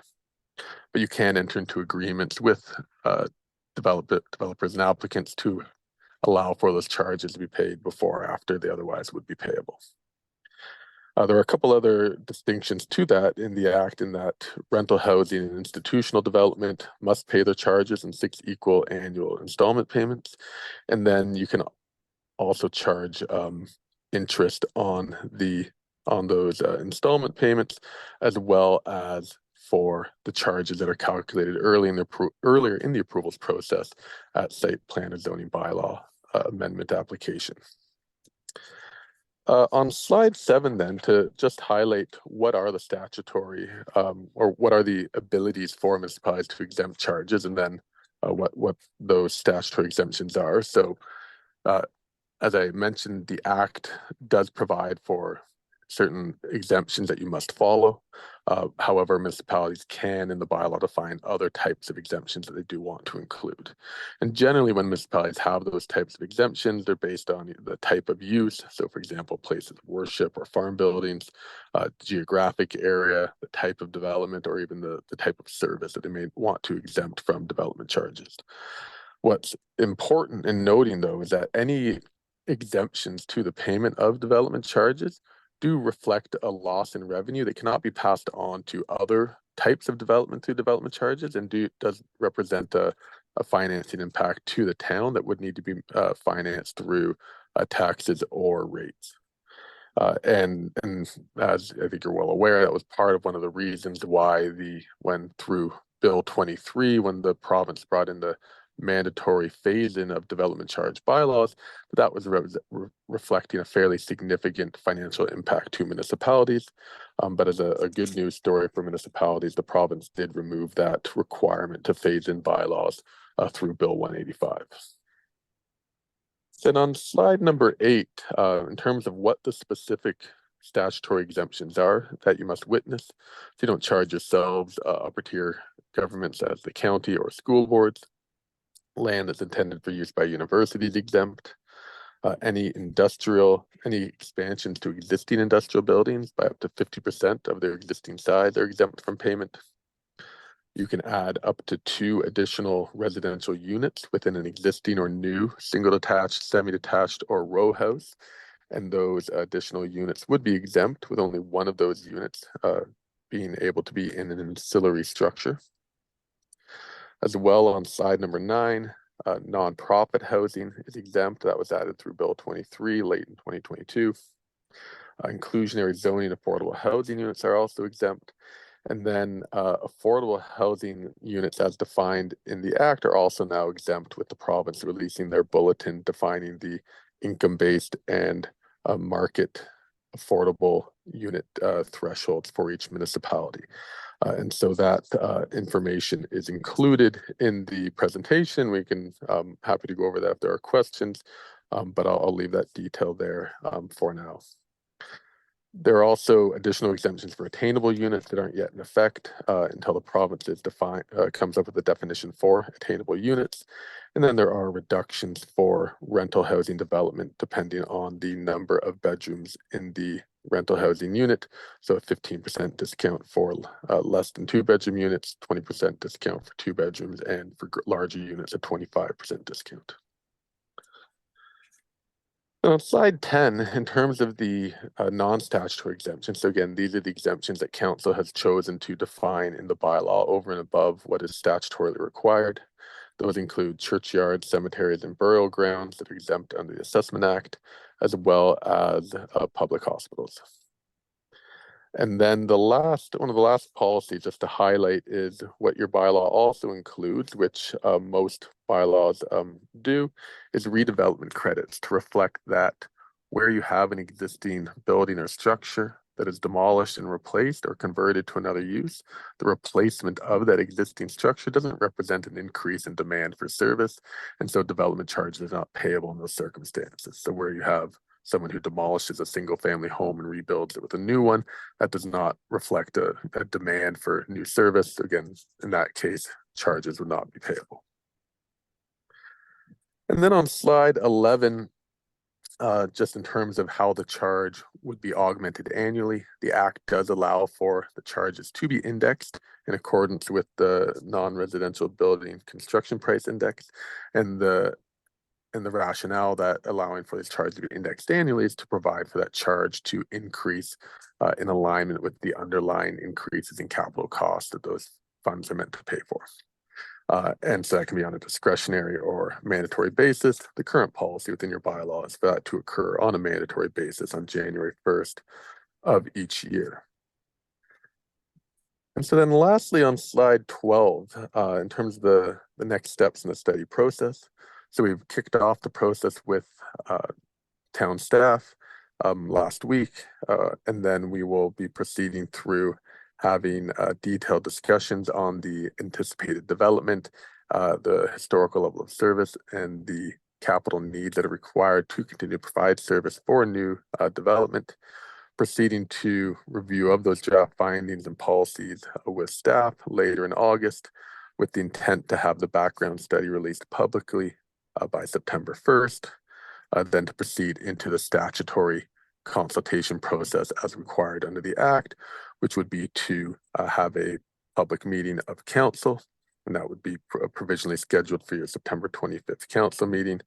And then the bylaw would be brought forward for consideration for passage at your November 6th meeting, which is required to be at least 60 days after the release of the study, which is slated for September 1st.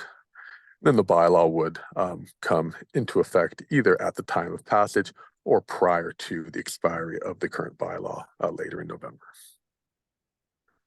So that does conclude what I had prepared for the introductory presentation. But if there are any questions or comments, I'd be happy to try and assist. Thank you very much. I can kick off a couple here. I think the one thing, and actually it's unfortunate your presentation came now rather than earlier in the meeting, because it might have helped inform some of our conversations around the building permit, and the concept of growth paying for growth is salient here, especially around development charges. So the fact that anytime we take one for the team and don't ascribe costs where they're incurred, meaning people that use a service or whatever pay for that, just means everybody else pays. So, what we're choosing to do by, and we've chosen to not increase the development charges by an indexed amount, means that we're passing on the costs of that department and all the services it provides to the broader taxpayer. So the person that has the dough to build a new house, we're given a break to, And that's now being subsidized by the people who can barely afford to keep their existing houses and have to pay our taxes. So that's awful big of us. But that's what we just decided to do. So now we're being effectively presented with the same presentation, only this time it's development charges. And the recommendation is to index them at some standard rate. And, typically that would be the CPI. So, I'm just wondering if when this comes back to us in the fall, if council would think about what we did today. And when we're asked to index the DCs, to think carefully about where we're placing the burden. The province has fed or downloaded onto us a whole bunch of new eligible things where DCs are forgiven thanks to the province. They've never yet fulfilled their promise of making us whole for these losses that we're incurring. I have yet to receive an email from the minister telling me where to send the bills. So, and we've already had one application that qualifies. That's the Métis development. No development charges there. It's affordable housing. So, and there may be more coming. So what happens when we don't collect from the people who are building these homes and selling them for a profit? Everybody else in the town of Midland pays. And that sucks. That is an inequity that we are putting in on ourselves.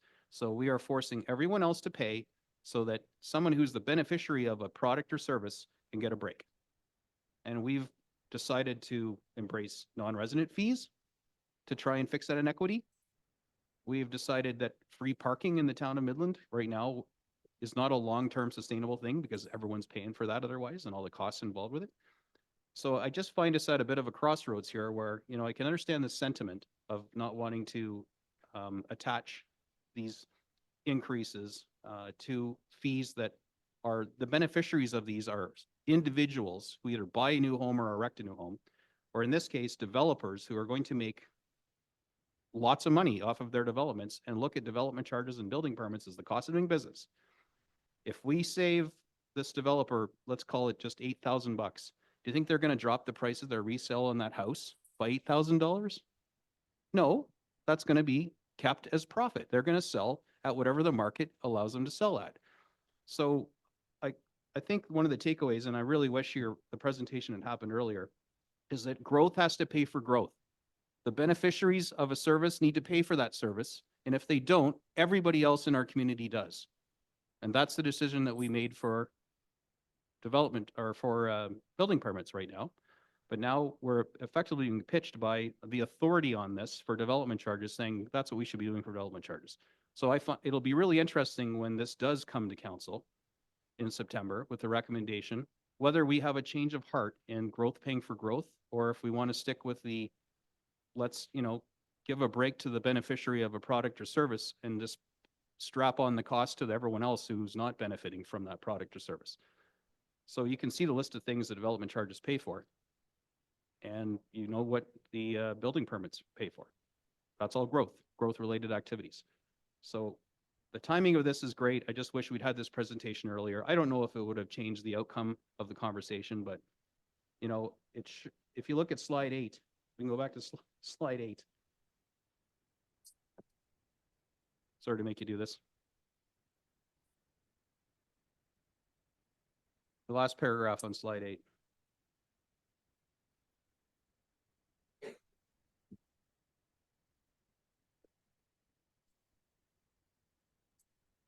Oh, sorry, slide 7 then.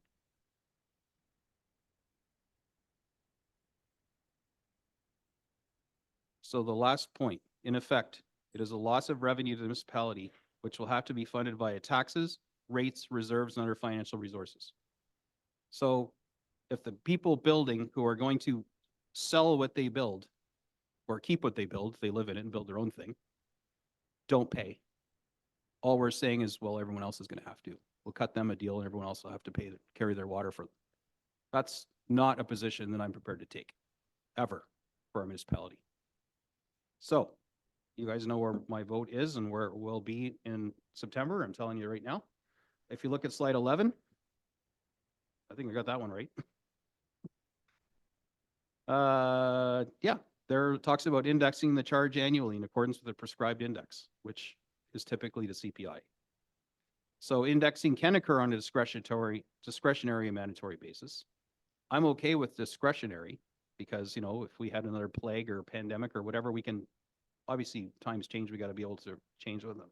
But we should set out something predictable, barring the, you know, the unpredictable, that allows some cost certainty for us to budget around. And for developers who, it takes many years from designing a subdivision, for example, to actually putting shovels in the ground, to actually selling the units. And these things come due at different times. So we, again, I just wish we'd had this presentation first, because it might have helped inform council, unless I'm completely off and, you know, people think I'm nuts in my summary on this, but growth is supposed to pay for growth, not the rest of the taxpayers of Midland. And that's just my position on it. And I just wanted to put that into the conversation. It's not really a question. It's more of a statement when we see this come back to us in September. So I've, as hoped, I've spurred a flurry of hands. So we'll start with Councillor Patel. Thank you, Mayor. So when I was reading the reports, I guess last few days, I thought the same thing, that this should have been presented first before we went to the DC charge report. Because the discounts the rental housing is going to get, and if we don't do the CPI or the DC charges, then the rental housing developers are going to get a greater discount. So we should tie the DC charges to inflation. Madam CFO, just clarity. Sorry, through your worship, to Councillor Patel. Just, I do need to note that Sean Michael does have to leave in 2 minutes as well. He is pressed for time tonight. We can continue and staff can try to answer any questions that council has. But just on that, so the first part of tonight's, the public meeting was on building fees. And as much as they are definitely tied to development and the growth pays for growth mindset, they really are two different things. This study is just kicking off. And so tonight was really just to give council a brief overview of the process that we're going to be undertaking under the next couple of months. But yes, certainly the indexing is an important part of previous bylaws, and that annual inflation that does help when costs do change. For example, in 2023, I think the construction price index went up like 17.6% or something like that. So like it was massive, right? And if we didn't have the ability to raise the fees, you know, our costs are going up, but the fees that we're collecting are not, right? So we do need to make sure that they are aligned. And again, unfortunate, Sean Michael was only available tonight at this time frame, but and again, the building fees is really a separate discussion, and one that council, and actually Sean Michael was the one to do the study, one that council, a decision that council had already made or staff had thought that council had made. So really that's why the timing didn't quite line up, but thank you. Thanks. Who's next? Councillor Reed? Not really a question, just more of a clarification. I'm pretty sure what we voted on earlier was so that we can control those rates every year. So I don't think that we're kiboshing it. My understanding of what we just shot down was the ability to control that. So although I appreciate what you're saying, I think what we're doing is we're putting it in our hands to control those rates. Am I understanding that correctly? Okay, thank you.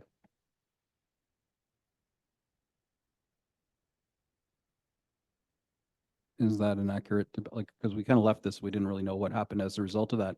Where are we at with rates and increases right now with, based on what happened tonight?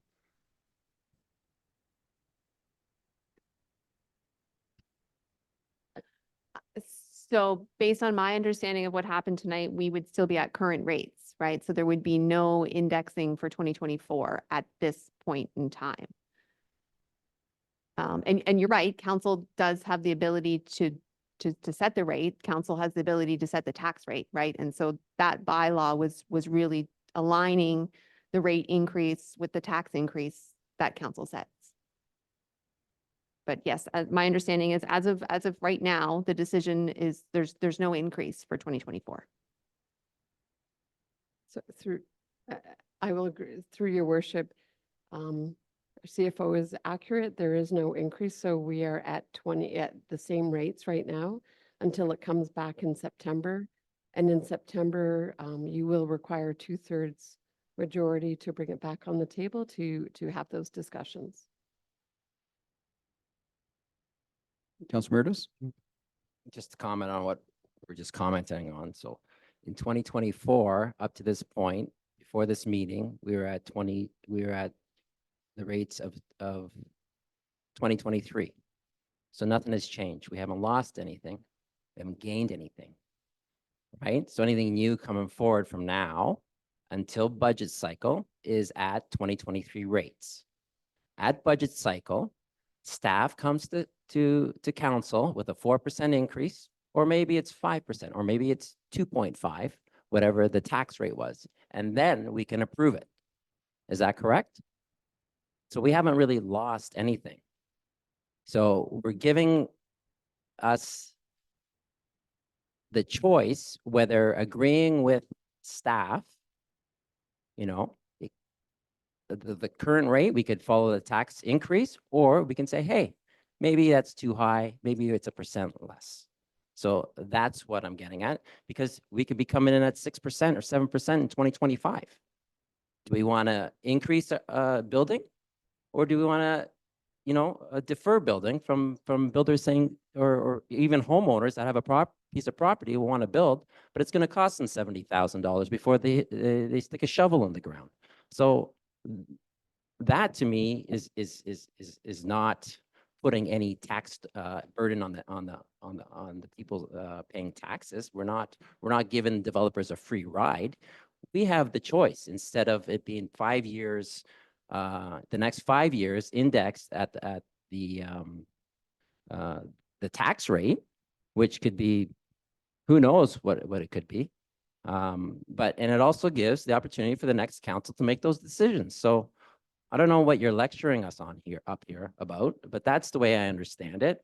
And when it comes to DCs coming up, we could have the same conversation. And if we want to do the same thing, we can, or we could go with the CPI. So I don't understand why that rampage had to go on here, because we're not doing anything differently. We haven't lost any money up to 2023 because of the bylaw that probably should have been done a while ago, that this public meeting should have been, you know, it's coming up to us now, but what have we lost? We haven't lost anything. Thank you.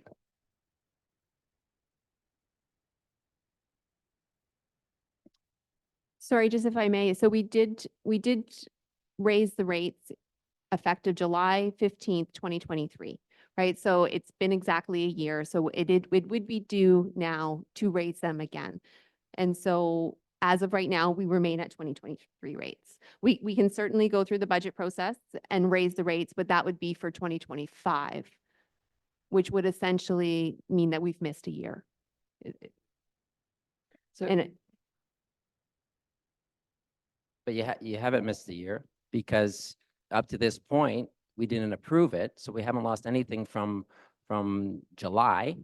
So that you're talking in the next 6 months that you've lost, because whatever fees you've come before you today, prior to today, they would have paid 2023 rates, not 2024.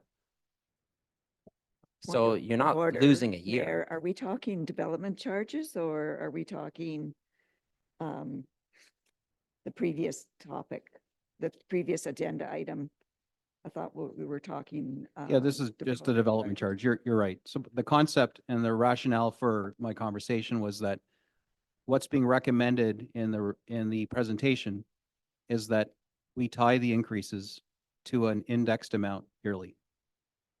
And so that is the same question, we'll be asked the same question in September. So my cautionary note there was that whatever we don't collect from users about whether it's a development charge or a, you know, using the arena, or whether it's the building permit, the town has costs that happen regardless. And those are either borne by the fees that we provide to the people who benefit from those, or those costs are soaked up by taxpayer in general. That's my point. So whether we've lost anything right now is immaterial. We've set ourselves up for loss, because if we do not collect from the people who benefit from a service that the town provides, whether it's infrastructure or people to go and do inspections, everyone else pays for that. And that is my point and the source of the lecture. And that's why I wish we'd had this conversation, unfortunately, before, but you know, staff, to their point, thought this was a done deal. It was more just housekeeping. We're getting the public meeting out of the way and we approved the bylaw, but we're not. So my point of that lecture is and remains that whatever we don't collect from the people who consume a service is not free money. It's not like it didn't happen. It means everyone else who pays taxes in Midland is soaking up the costs, unless we can eliminate that service entirely, which we can't, of course. So that when this comes back to us in September, we are going to have the same conversation about, you know, wanting to say incur or save development charges and maybe hold them back, maybe not tie them to a prescriptive increase. So we're going to get that conversation again. So it's just going to feel like rinse and repeat boomerang conversation. So that is the point of this. And so I just wish we'd had this one earlier because it would have helped feed into the conversation about something that staff had all believed that we'd already approved. So that's my point. It's done. I'm not suggesting we revisit it again this meeting, but it's exactly the same point. These are services that are consumed by a few, paid for by the many, unless the people that consume it pay for it. So that's the point.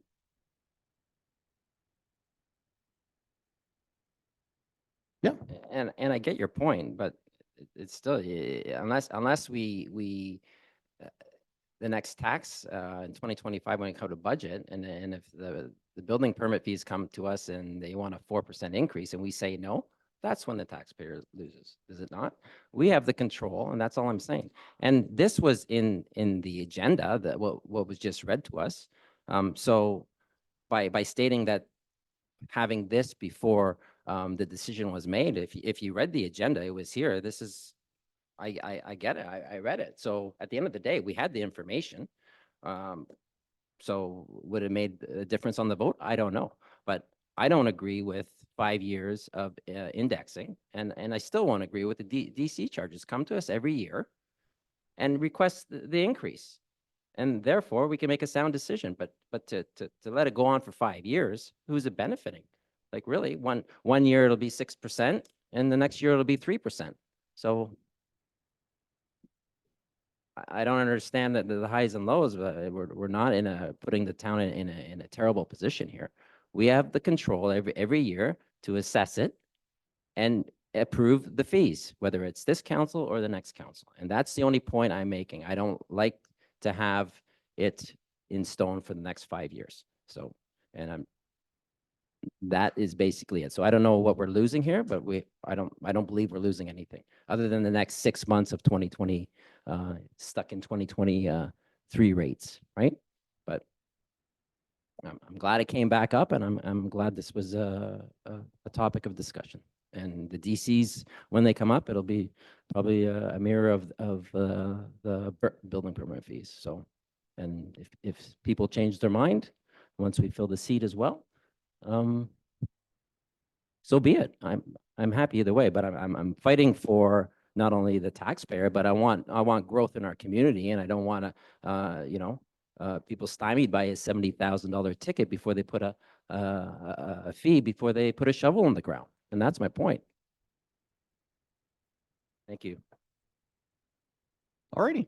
Well, it's good. I know we blurred the line and went back to the last one, but they did tie together, and I wove them together. So it's a good thing we've had this conversation. I think it's good the community's heard it, and hopefully they understand this a little more about how some of these intangibles that cost the town regardless need to be funded one way or the other.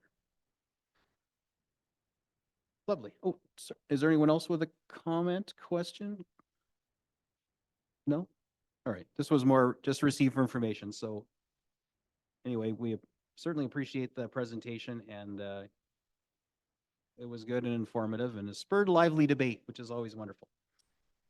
Up next, moving right along, section 7.1, CSR. Oh, bio break. Yeah, we forgot the bio break. Poor. Yes, so there we go. We'll be back in 5. Let's take 5. It's 10:21. We'll be back at 10:20, 30. 10:30 we'll say, because my 5 minutes always become 10. Oh, the clock is wrong. I can't count on the clock because the power went out. It's 6:11, and we'll be back at 6:20-ish. Hello, everybody. Okay, we're back after our short little bio break. And we are back into section 7.1. CSR 2024-68, the Boys and Girls Club, also known as BGC, lease and grant agreement.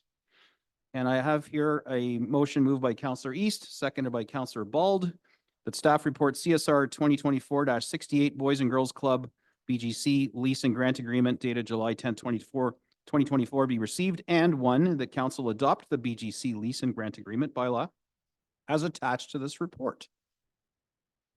Council, any questions?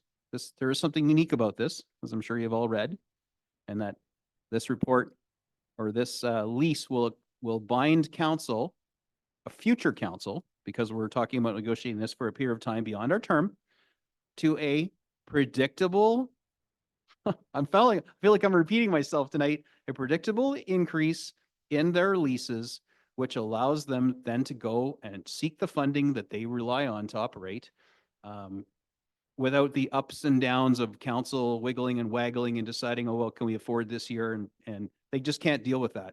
Like, because they rely on government funding, they need to be able to predict. So this lease, and I'll let staff get into the weeds and answer you more, but it's just a high level. We are binding the next term of council to honor the deal we're making right now, to allow the Boys and Girls Club the budget certainty to seek the funding to continue to operate. And spoiler alert, you can expect probably a similar kind of ask in the fall for Askinonia, who serves, an equally broad spectrum of people in North Simcoe, just at the different end of their different part of their lives and lifespan. So open to questions and comments on this one, but I think it needs to be done. And as much as I'm not a fan of binding future councils to things, this is one I can easily defend and sleep at night doing. So my perspective, open floor, Councillor Ball.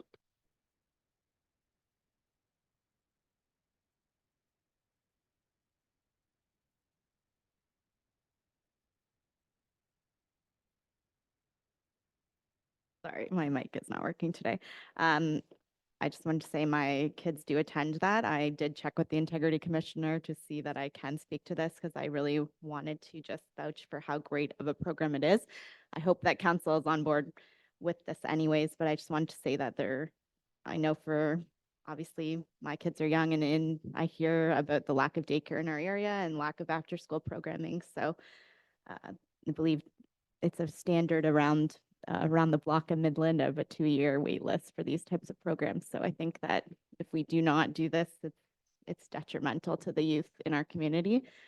So I just wanted to speak to that. And just personally, I just went through their quality improvement with them and their Ontario and Canada-wide quality improvement process. And they were great. They really take into consideration the fact that the kids are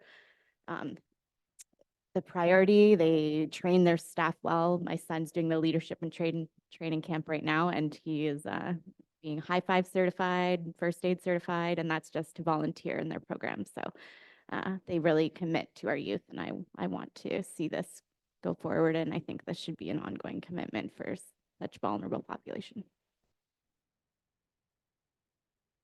Councillor Bald.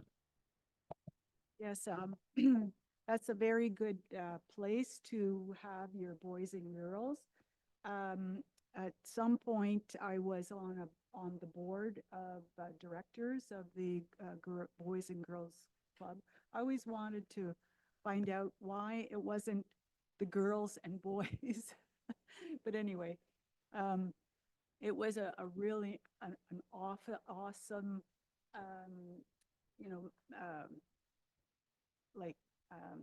sorry, it was really great. So, boys and girls, I think we should, make sure that we help them.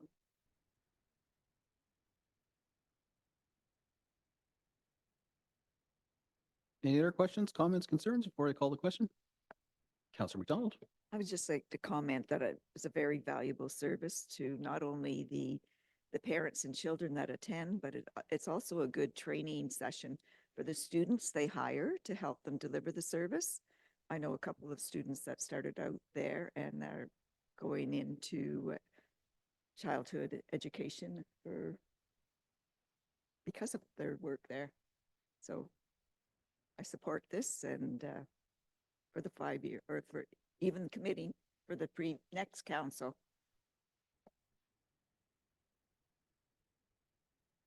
Councillor Meredith. Thank you, Mayor Gordon. Yeah, and I totally agree with everyone's comments on this one. A little bit different than the building fees and the DC charges coming up with the extended lease. Obviously, these groups, Escanonian coming, as you mentioned, coming, their lease is coming in front of council with the I guess not as much money in the bank, and they're on a more fixed income and low income as well with the Boys and Girls Club. That it's a it's an asset for the community, and knowing what they're going to be paying in the next 2 to 3 years in the lease is beneficial, and I believe we did do this extended leases in the past, and then it for some reason it got changed to year to year. So I'm glad I believe we're back on track with this. Thank you.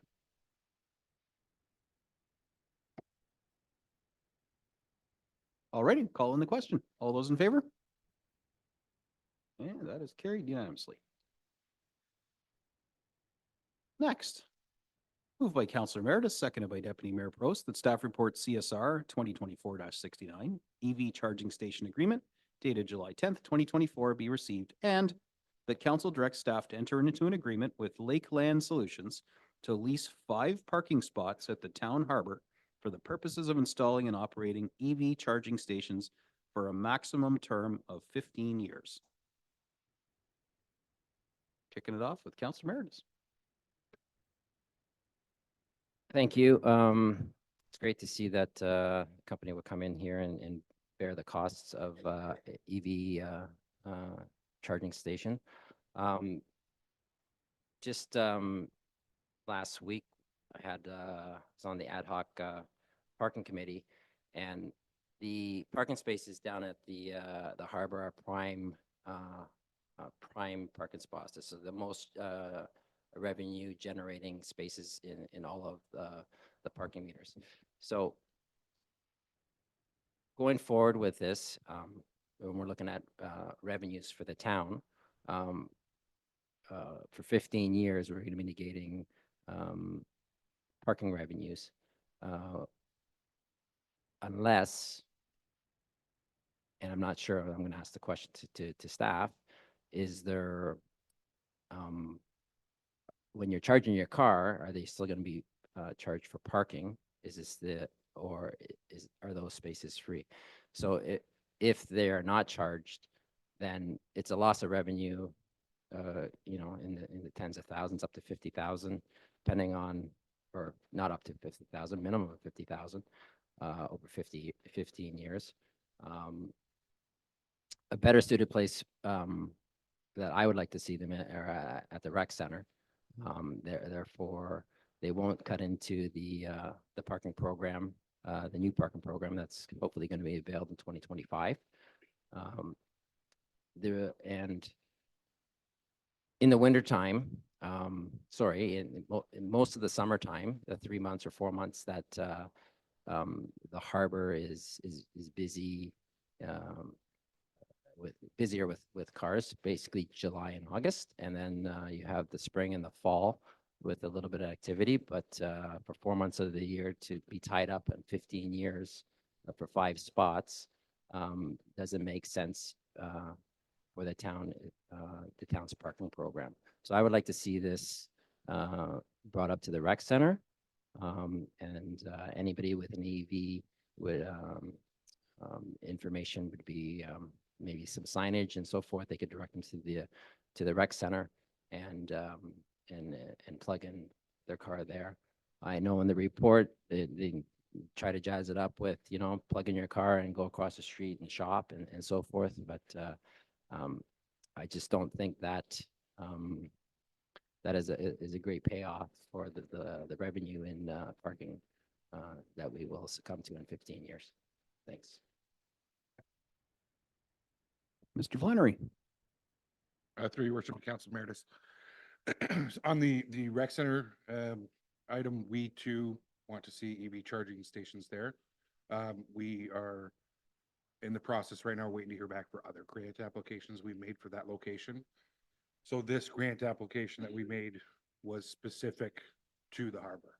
So we've sort of spread out our, attempts here at different grants. This is the first one we've been successful in getting. And then in also kind of finding this partnership with Lakeland Solutions. So that's why this is what's being proposed first, because this is the first grant we've been successful in getting. But without a doubt, the hope is that we can add some at the rec center and beyond, other parking lots downtown, et cetera, and go from there. But that's why this is being proposed first. Next, there's no, the EV charging legislation does not prohibit you charging for a vehicle to park in a lot, as well as charge for the charge. So both can be had at the same time. Again, there's nothing prohibiting that in the legislation currently. And again, yes, the parking committee right now, that would really be at the committee's discretion to make that type of a recommendation.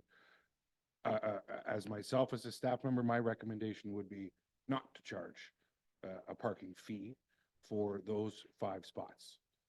Because in my opinion, you're wanting to promote the usage of that. This is a first for us here, and again, to have, this is sort of just we're at the beginning of this transition, right? And in my opinion, you're wanting to promote as much usage of those chargers as possible. Not charging a separate parking fee would do that, but again, it is at the discretion of the committee. And again, it's not prohibited under the current legislation to charge for both.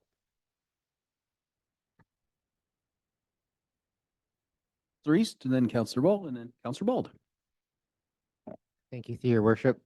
So Mr. Flannery, what do other townships and municipalities do? Do they charge on top of it? And just a thought that I'm thinking, with a EV car, you're going to have to charge it anyways. So I'm not sure that we would be losing any sort of business by charging for it. I mean, if you're out of juice, you're out of juice. But do other municipalities charge for that parking spot? Through your worship, yeah, I haven't necessarily done a substantial, analysis. I've seen it done both ways. Again, without really performing an analysis, I'm not able to give you a thorough answer other than, from what I've seen, it's been both ways. I would say less so that they're charging both. But again, this is the beginning of the transition that society is making. So that may change as well. And I should also note too that there has been requests from even boaters that have slips at the harbor as well, that also own EV charging or EV vehicles. So you're servicing them as well. So just to follow up though, in a situation like that, you're going to have zero turnover. It's the same problem that we have downtown with free parking. Somebody can just park day and night there, right?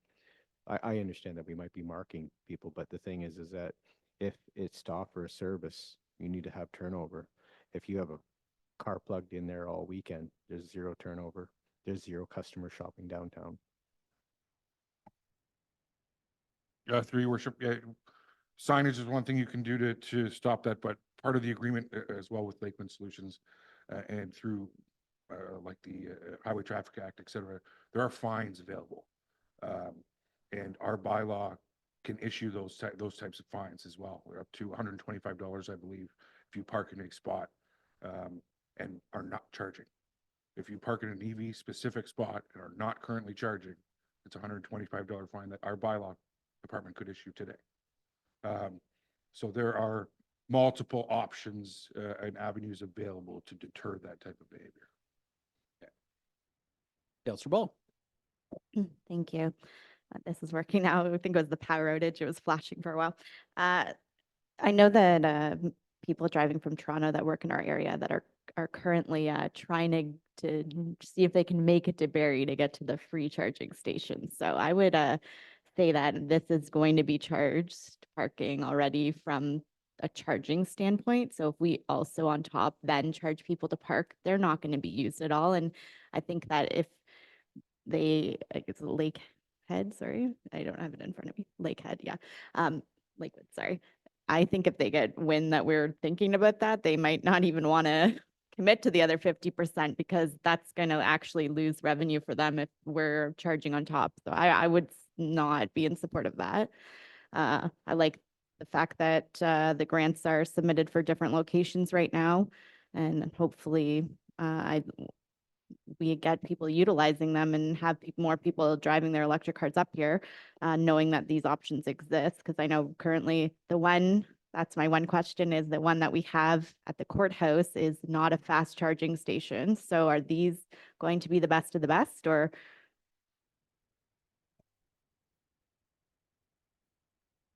Through your worship to Councillor Ball, yeah, these are, they're, all units are deemed fast chargers, yeah, so one of them, I outlined it in the report, but I believe off the top of my head, one of them has the capacity to charge 100 kilometers worth of power in 30 minutes. The other one is about 10 minutes for 100 kilometers. And then but it has a dual port, so that time frame is a little bit longer. Both ports are being used at the same time. But the quickest is up to 10 minutes for 100 kilometers. 5 minutes, sorry, 5 minutes even. Without review, I didn't look back at how quick, but they're deemed fast chargers. Yeah. Okay, thank you. I just want to make sure they're not the ones that are at the courthouse because I've heard some not great things about that one that is taking multiple hours. So I'm glad to hear that. Thanks. Councillor Bald? Yes, I just wanted to tell you that there's two spots for EV charging at the courthouse. And it seems to be like free because people just go there and they do it. Because that's where on the weekend, I take my dog there. It's got a good parking lot. So yeah, so it's two spots.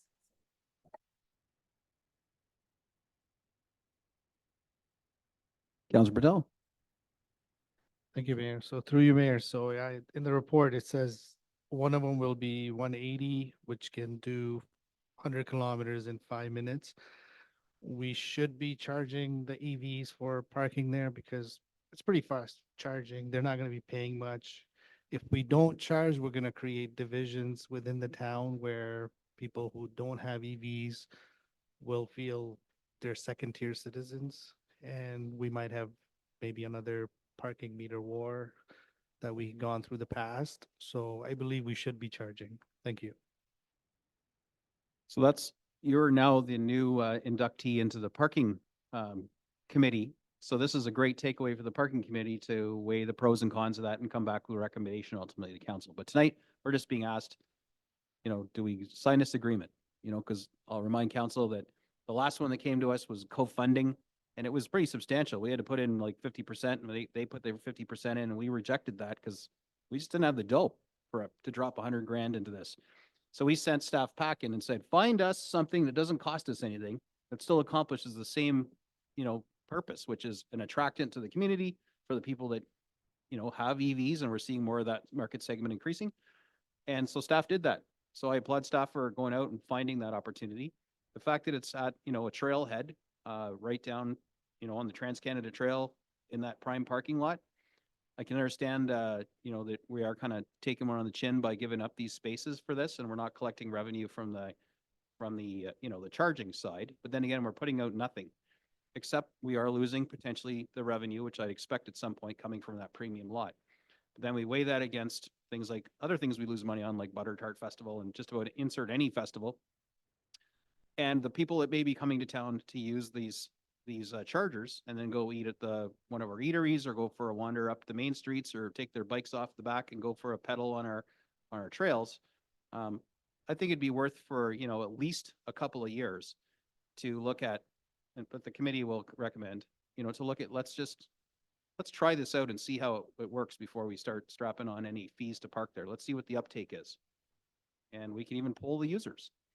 Well, one question though, speaking of the bikes, is there a 110 outlet anywhere on these things? So if somebody who has an e-bike, you know, that needs to get home and it's running low on charge, can they plug in? And we have a lot of people that have scooters and, you know, our usual e-bike crew that hangs out by Tim Hortons. When they run low on power, some of them are finding open outlets on public buildings or town buildings to charge. And they, you know, they take a while to charge. Would they have the ability with a credit card or an app or however this works to plug in, or is this only going to be the outlets for cars? Or could it be where there could also be like a 120 on it? To your worship, in this case, no, that would, it's not dual purpose, it would be vehicle specific. However, on that note, we're actually in talks right now with the county, whom is providing grants, et cetera, for the charging station you're talking about specifically. So we're on a separate note, trying to obtain one to actually get down at the harbor as well. So that would be done separately, separate from this, but the goal is, yes, to have one of each actually to service both.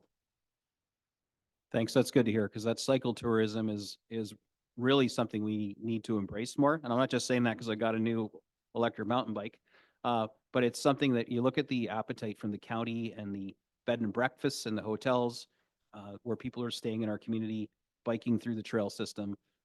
It's a tourism draw, and it's something that we really can and should capitalize on. So I'm glad you're looking at a charging solution for those users as well, not just the cars. So I'm really happy with this. I'm prepared to, you know, let's roll the dice on potential parking revenue losses, and let's see what uptake and usage is. We'll get lots of metrics from this company, no doubt. And also make sure that we have a bylaw in place, because it doesn't, I doubt it exists right now in Midland, that can look after somebody who camps in those spots. So, you know, when the light turns from green to red or whatever it happens to say it's not charging anymore, our bylaw people can go over and lay the ticket, because it's not meant to be a place to camp and park for free, or your car only needed 5 minutes of charging, but you left it for an hour, right? That's going to get you a fine that is well in excess of whatever we would have charged you to park. So we can, to Councillor Meredith's point, we can keep that turnover happening, or Rover's point that was, we want to keep turnover in these charging stations. So great to see. I'm glad you guys took us up on the go find a free version to make this happen, and good for you, kudos. And I'm also equally happy to hear that there's something coming from the county for the cycle tourism. Councillor Meredith? Thank you, Mayor Gordon. So I just want to point out that I think this is going to be a big mistake if we approve this, the revenue loss in parking down at the waterfront. It's going to equal over hundreds of thousands of dollars in revenue taken away from our parking program. In the ad hoc committee right now, we're talking about figures and the if it's viable that to even have a parking program. And now we're taking away 5 spaces, can offer it for free, which is a big mistake. The only company that's making money is the EV company that's putting these things in. We get zero. So we're going to be at a net loss. So if you do some numbers, if you're 8 hours a day for one spot, $2 an hour, my calculations are correct. It's $16 a day times 5 spots. It's $80 a day times 7 days a week. This is minimum. It's $560. It's a week times 52. It's $29,120 a year times 15. $436,800. That's 15 years. That's $500,000 almost.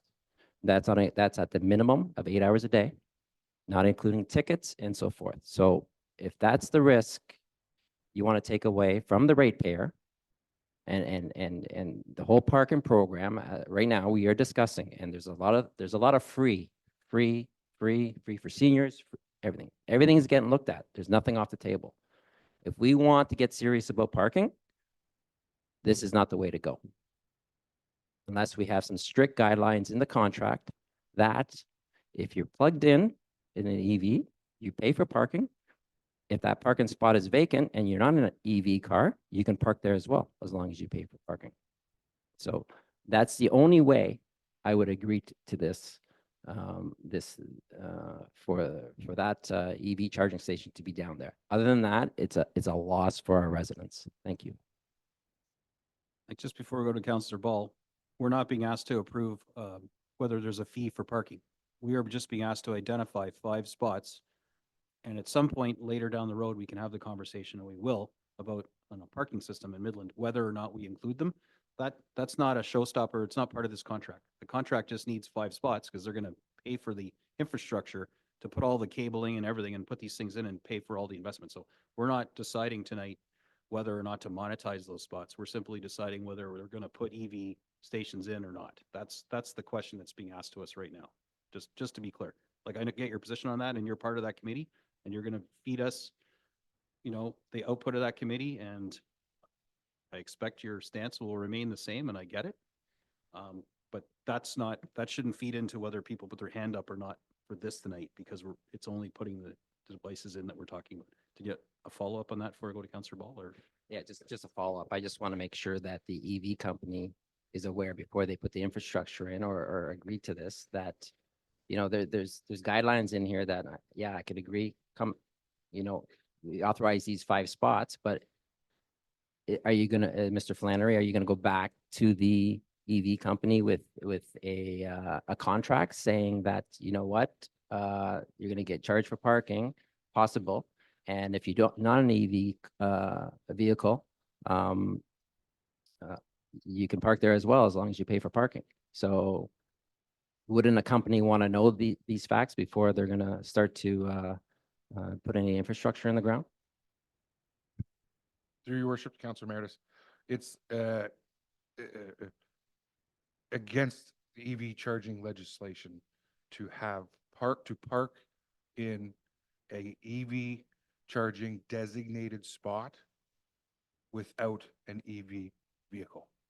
So it is legislatively not just inappropriate, but not permitted to charge for that vehicle or a non-EV vehicle to park in an EV specific spot. That's not permitted because only an EV charging vehicle, according to the legislation, can park in an EV charging spot. It is specific to those types of vehicles. You're not able to charge a parking fee outside of that, or for a non-EV charging vehicle. To the mayor's point, whether or not you charge, again, that's not part of the specific to the agreement right now. We have an agreement in principle, and it's to follow the legislation. Legislatively, it's not permitted to charge a parking fee for that EV charging station, that EV vehicle at the EV charging station. But that's again for the committee to decide, not for us now. But again, you cannot park there as a non-EV vehicle and charge them a parking fee. It's not permitted. Thank you, and that just makes my decision that much easier. Thank you very much. And again, I think this is a mistake if we allow this. Thank you. At that location, it's the highest grossing revenue for parking in the town of Midland is our Harbourfront. And that's gone by the data from the previous machines. And so if we're serious about revenues, then for parking, then that's not the spot for them. Thank you. Councillor Ball. Thank you. Speaking of revenue, I mean, this came to us, we had the opportunity to put these in. The cost of that was $500,000. I'm not sure where this lands on this because I don't have there's no breakdown of if these 5 spots are costing the $500,000. You can confirm that if you want, but that's actually the revenue that you just stated over 15 years doesn't even come close to that one payment where you're putting these in. So they are obviously looking at this as a business that they're going to make more revenue off of these spots than that we would in 15 years. So I think that if we want to get in on this, we should have voted this down to actually have serious revenue sources from these spots in a charging standpoint for EV charging stations. The funding that you're talking about over 15 years is less than what was even asked of us to even contribute in the first place.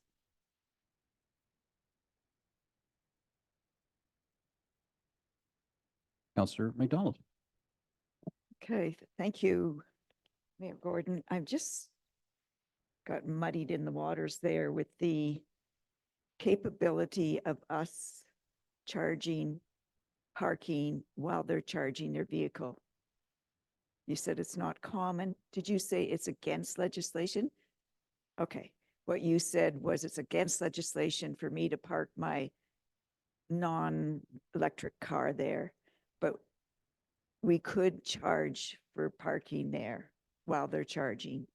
And if they're driving an electric car, need to charge it, they're not going to be worried about paying a parking of $2, in my view. So I agree with going ahead with this. If the parking review committee comes and says we want to charge for those spots, then that's the way it's to go. But we have that option.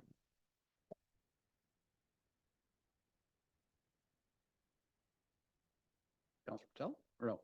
Wasn't sure. Is that a call to question eyebrow, or is that a let me say something eyebrow? Oh, okay. All right. So we'll call the question then. So are you comfortable with the motion on the floor? We all know where we're at, or you want me to reread it? We're good? Okay. All those in favor?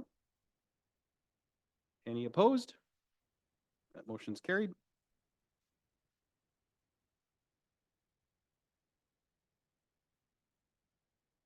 All right, moving right along, 7.3 CSR 2024 asset management plan. There's a whole lot to consume in this one, and this came in right under the wire because we have to have this done and submitted, and it was a beast. So I have a motion here moved by Councillor Ball, seconded by Councillor East. Staff report CSR 2024-70 2024 asset management plan dated July 10th, 2024 be received. And 1, the council accepts this report for information. And 2, the council adopts the asset management plan in accordance with Ontario Regulation 588/17, asset management planning for municipal infrastructure. This is probably one we don't just jump into questions on. Maybe we'll turn it over to staff because we have a presentation and which will likely spawn all kinds of questions. And if folks have been following along our neighbors in North Simcoe, they've all, well, everyone in the province has been doing it, but North Simcoe has been doing this. And if you have a look at the results of their asset management plan and the things that have been declared, you know, near end of life, how much they got to fund, how bad the reserves are, and what hope there is to find infrastructure funding from the province to help out with some of these aging assets. If you've seen you've seen the report, so you know you got a preview of what we're about to get presented. So I will turn this over to Madam CFO and be gentle on us. Thank you, Your Worship. Good evening, Council. So as the Mayor indicated, tonight's presentation is really just a high-level overview of the recently completed asset management plan. Next slide, please. Tonight's presentation will touch on the following key sections of the AMP, Asset Management Plan. I'll use the word AMP just for everybody, just for short form, including a brief introduction, the key statistics derived from the plan, an analysis of the overall asset portfolio contained within the AMP, the financing strategy developed to date, and the next steps as we continue to meet our regulatory requirements. Next slide, please. Why are we here? Well, in 2015, Ontario Regulation 588-17 was made under the Infrastructure and Jobs Prosperity Act. And under this regulation, there were several milestones that municipalities have to meet, with each milestone really progressively building upon each other, really with the goal that asset management is no longer do it and sits on the shelf type exercise. It really needs to be integrated into daily practices. With this regulation, there have been a number of requirements along the way, including an asset management policy that outlines the process that is considered during our budgetary process, as well as commitments to consider the impacts of climate change, and EV discussion on EV charging stations would be one of those, as well as the associated costs and alignment with other regulations such as the Safe Drinking Water Act. In 2022, the asset management plan for all core infrastructures was created. This plan included the current service levels, as well as qualitative and quantitative metrics for all road, storm, water, and wastewater network assets. The milestone for today, or for 2024, is the creation of an AMP for our non-core infrastructure assets, as well as general assets. For the town of Midland, this would include all of our municipal buildings, our vehicles, our equipment, land, and land improvement. Staff have met the requirements of the regulation by utilizing our new asset management software. And this software was purchased through grant funding back in 2021 and implemented throughout 2022. Next slide, please. This slide highlights the key takeaways from the plan, including the overall replacement cost of the asset portfolio, which is $584 million. This equates to an average replacement cost of $77,000 per property in the town of Midland. This would assume that that property was both tax-paying as well as on water and wastewater services. The percentage of our asset portfolio that is in fair or better condition is 69%. This is an important statistic as it tells us that we have some time to plan for replacement. The remaining statistics of annual capital infrastructure deficit and reinvestment rate are tied to our financing strategy, which will be discussed in more detail in the following slides. But here you can see that the annual capital funding deficit of $9.6 million, or $1,335 per property, that we're currently not meeting our investment needs or reinvestment needs. Next slide, please. This slide just breaks down that $584 million replacement cost. And as you can see, the majority of that cost is really related to that core infrastructure that was covered in our 2022 plan update. Building assets, both municipal building and community buildings, would be the most significant value of the assets covered in this update. Next slide, please. This slide ties back to that key statistics slide, showing the actual reinvestment rate, which is the current capital funding divided by our estimated replacement costs, versus the target reinvestment rate, which is our annual requirement, divided by our estimated replacement costs. As you can tell, some assets are approaching their annual requirement, which I should clarify. It's basically taking the replacement cost of an asset and dividing it by its useful life. And so later on, I'll talk about a vehicle as an example, but if a vehicle replacement costs $80,000 and that vehicle is good for 10 years, $8,000 would be the amount that you would need to contribute annually in order to be putting away enough to purchase that asset in a 10-year time frame without it impacting your tax rate. I should also note that for the purpose of this analysis, the annual sustainability levy that council approves as part of the budget process has been applied to the road network, which even with this application, there is still a significant funding gap. Next slide, please.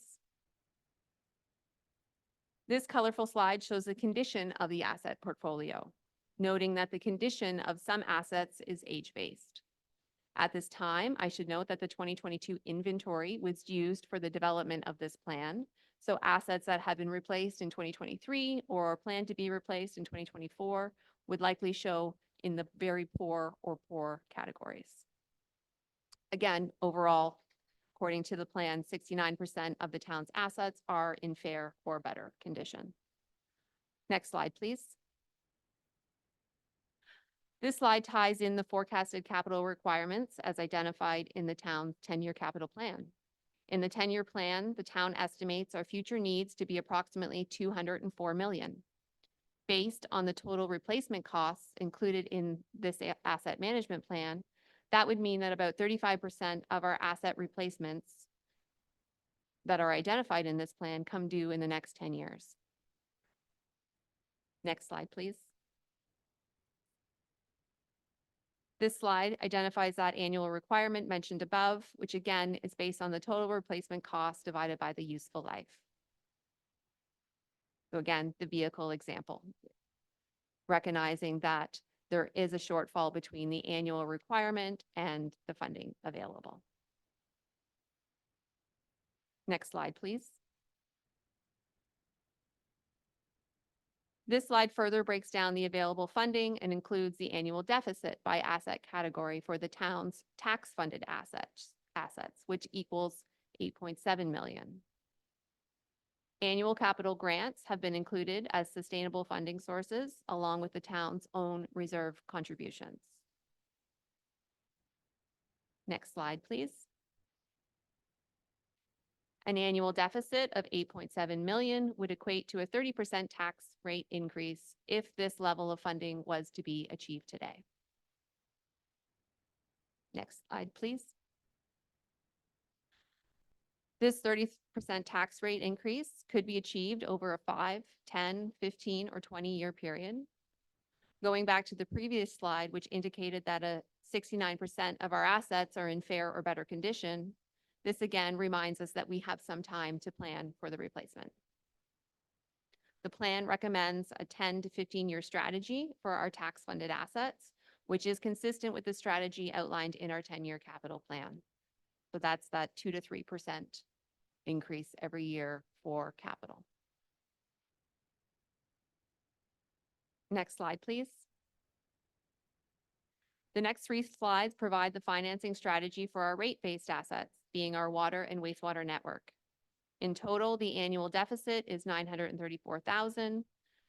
As you can see, a healthy portion of the annual rates revenue is available for capital. Next slide, please. This funding gap of $934,000 will still take some time to close, as a rate change of 24% is required. Next slide, please. Much like our tax-funded assets, this rate change can be spread over a 5, 10, 15, or 20-year period.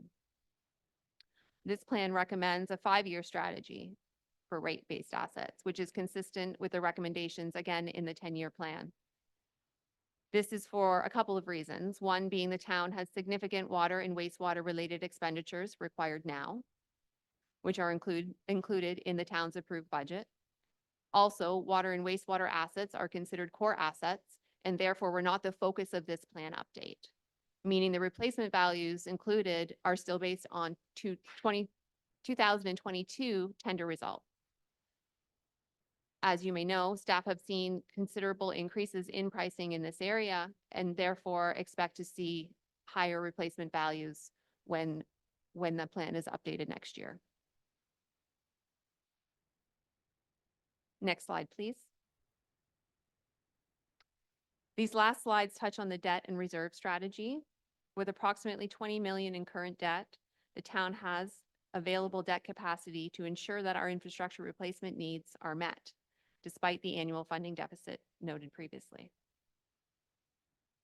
As the slide states, the amount of debt required will be dependent on the actual timing of replacements and the chosen rate change model to achieve full funding. Next slide, please. And finally, the topic of reserves. As you know, reserves play a critical role in long-term financial planning. In short, reserves help to stabilize tax rates and manage debt. Next slide, please. This slide summarizes our reserve capacity based on our 2022 year-end values. These balances do not reflect current commitments in the approved budget. While the town does have some reserve capacity, it is limited when you compare current balances to commitments and the needs identified in our 10-year capital plan. which again reinforces the need to continue to increase our annual contributions in order to meet our future obligations. Next slide, please. The last slide reminds us that asset management is ongoing. And although that this document uses data from a point in time, asset management is part of staff's daily work. While this document is largely a desktop exercise, in practice, staff have been using very innovative solutions for asset management to help us identify replacement needs in real time. In 2025, additional regulatory requirements will need to be met, including integrating proposed level of service for all asset categories. This will put further emphasis on the need to refine our service levels and our financing strategy. Thank you for your time this evening. Happy to answer any questions that council may have or take any questions or comments back to the asset team for further consideration. The motion before council is to accept the report for information and to adopt the AMP in accordance with the Ontario Regulation 588-17. Thank you. Thank you, council. I think that one slide that showed the requisite sort of baseline tax increase to fund that, depending how long we want to kick the can down the road, was very sobering. Saw numbers from 6 to 2 on that spectrum. Those are the questions we're going to have to, deliberate at every budget. We got one, well, two, one left, no, two left in us, to talk about this. And this is going to be that question that we talk about our reserves. Do we not fund them to try and defer pain and artificially keep increases lower, or do we put money away for the inevitable rainy day that is no longer impossible? We can't just ignore it. It's here. We're filing it with the province. They're going to know. Everyone knows. You can see what, the household per household debt or percentage of that is. It's pretty staggering and sobering. Anyway, it's a receive for information. Any questions on the presentation? Councilor Meredith? Just a question, and for clarification on the key statistics. The annual reinvestment rate is you say 1.3%. The target reinvestment rate is 3%, which it's on page 7 of the slide.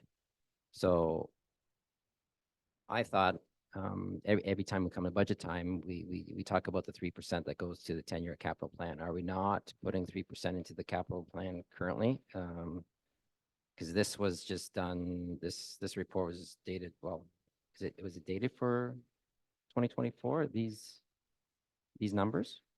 Like, is it, they're current, correct? So have we been contributing 3% to the 10-year capital plan, or is it, that was my understanding, or is it 1.3%?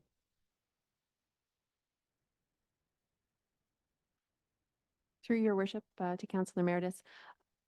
So the last two budgets, we contributed 2.6 and 2.7% of the annual tax rate.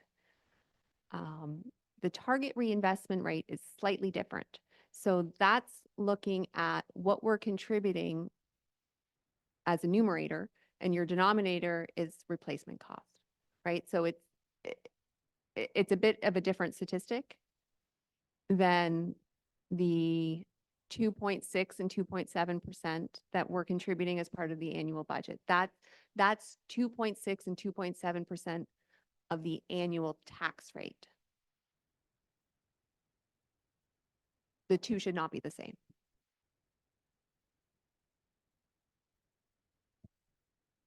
Okay, just to clarify on this. So 2.7%. So and then plus the actual reinvestment rate at 1.3. So would that, if we were talking about last year's budget, is that 4% that we contributed to, or are you looking for a 3% and another 3% for 6%? Like, are they two? You said they're two different things, or just not clear on it? So Sorry. Yes. So when I say we contributed 2.7% I believe in this year's budget. So we contributed, of our tax rate, we contributed 2.7%. The tax rate went up and we contributed 2.7% of that to reserves, right? That is different than when I'm talking about that target reinvestment rate, because that's looking at what is the replacement cost of the asset? What is the life of the asset? What do I need? So my vehicle example, right? When I said, if a vehicle costs 80,000 and it's good for 10 years, that means I need 8,000 a year. So when I'm giving you that number, that's the aggregate of every single asset and taking into consideration the replacement cost, the useful life, and saying, this is how much money I need. Okay, thank you. So I just want a clear, so if, let's say we're in budget cycle right now in 2025, right? And we're asking for let's say we mirror last year's 2.7% reserves, right? We have that, we approve that. What out of this asset management plan are you looking for? Another 3% on top of the 2.7? Or like, that's kind of, I need clarity on that. What the plan recommends is that we continue on the same path. So within that 2 to 3%, that's that target that says over 10, 15 years, if our replacement costs remain in today's dollars, nothing changes, we would be fully funded. That's what that says. So no, not asking for an additional 2 to 3 on top of what we're already doing. It's saying every year we need to increase by that 2.5%, 3% just for reserves, just as we did the last 2 budget cycles. So if I may, just one more. So that's why I'm a little confused on the actual reinvestment rate of 1.3% that's tabled on here. Where the target reinvestment rate is 3, we fell short at 2.6 and 2.7%. So why is our actual reinvestment rate 1.3%? That's kind of, Because it's a different calculation. I think maybe you and I should maybe talk offline and I can go over that. thank you. No further questions. Yeah, we're almost stumbling into actuarial territory here, because really that's what we're doing is projecting. And of course, that $80,000 asset right now, when it comes time to replace in 10 years, ain't going to be 80 grand. So that's what they're trying to project in here, and we put away the dough. Other questions on this one? All right, well, it'll feed nicely into, we can revisit this. I'm sure we will get a little primer on it again at budget time, you know, as the justification for funding into these reserves and our asset management is a requisite. It's no longer optional. The province is saying thou shalt. So we have to declare what we've done, and we also have to have a path forward to prove that we're putting the money away, because what the province doesn't want are bankrupt municipalities going, oh, we failed the plan, so you have to bail us out now. That's really what they're hedging against. They want to make sure we're making good fiscal planning decisions around the useful life of our assets, whether it's rolling stock or, your point, land or buildings. So we'll talk about that in a few months when it's colder. All right, so council, we've got this on the floor. Are we good with the ask, or do you want me to reread it? Okay, all those in favor? Any opposed? It's carried. Deep sigh. 7.4. Moved by Councillor McDonald, seconded by Councillor Meredith. Whereas Jim Downer was elected as councillor for the town of Midland for the 2022-2026 term and was a dedicated and valuable member of council, various committees, and the community at large, and was also a former mayor and deputy mayor. And whereas Councillor Jim Downer passed away on June 27th, 2024, and whereas Section 262, Sub 1 of the Municipal Act 2001 states the council shall declare the seat vacant, and now therefore be it resolved that the council of the town of Midland hereby declares the office of councillor to be vacant. Not really any procedural discussion on this, but I'll open the floor to anything before we call the inevitable question.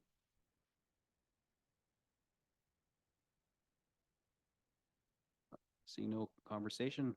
I'll just once again acknowledge the decades of work that Jim Downer did for the town of Midland in his various capacities. And those unfillable large shoes and have really truly left a gaping hole in our council membership. And it will not be easy. I would argue impossible. Because we won't find someone with that level of experience to fill a seat.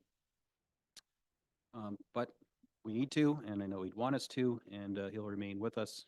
Just as Deputy Mayor Conton, I still feel his presence and guidance in matters that he and I were super connected on, you know, this term and even in personal lives. So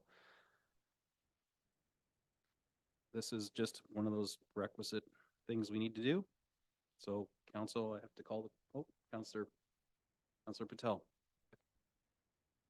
Thank you, Mayor. So I just like to say, you know, it's a regret I didn't get to meet Mr. Downer personally, but he did give me inspiration to be here, and I'm very thankful for that.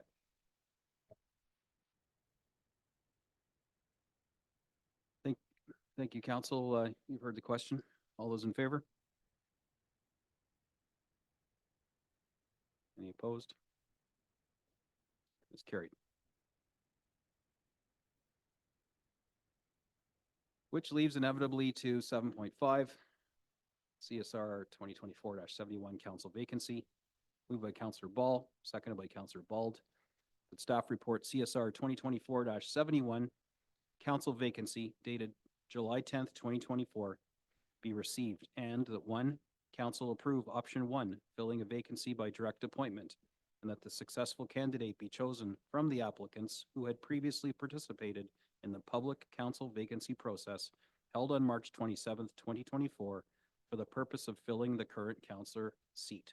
And 2, that a special meeting of council be scheduled for Wednesday, August 7th, 2024 at a time to be determined by the clerk. And 3, the council direct the clerk to proceed accordingly. So council, this option 1 has unfortunately just gone through. So this should be rather fresh in our minds. Is an alternative, of course, to a by-election, which we've, you know, I think we had costs over $100,000 to run. We do have a pool of candidates who freshly were interviewed and, you know, I think are still top of mind when we think about who would be a suitable replacement. Although arguably none has the breadth of experience for the position we're asking one of them to fill. However, this does, and some of you may have been approached, as I have, from members of the community interested in being appointed who were not part of that pool. So just to be clear, unless there's an appetite to change option 1, those other members of the community who may have decided now that, hey, this would be the time to try and get on council would be precluded from being considered. And we're going to stick to the pool of candidates who previously applied and were interviewed and were unsuccessful last time. So we'll be going back to that pool. So I just wanted to be clear because some of us may have been approached. So this would be the time, the only time, if there was an appetite to modify, you know, point 1 on this would be the time to talk about it. Deputy Mayor. I just want to say that I support staff recommendation, option 1. Councillor East. I fully support option 1 with no reservations. Nobody lost the voting situation within the last situation. It was honestly drawn out of a bowl. So I have full confidence on option 1 and who I would choose in that position.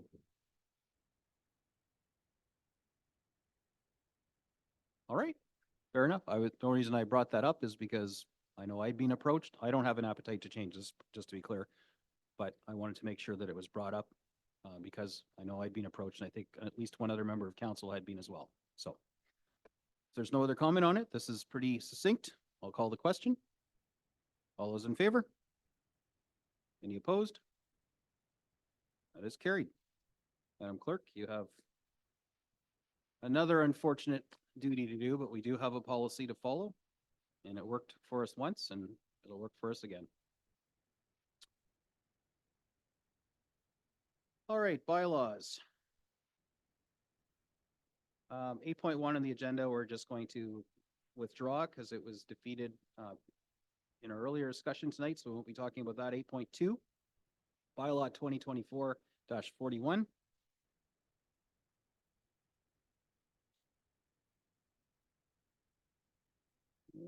Where's the Boys and Girls Club? Oh, here it is.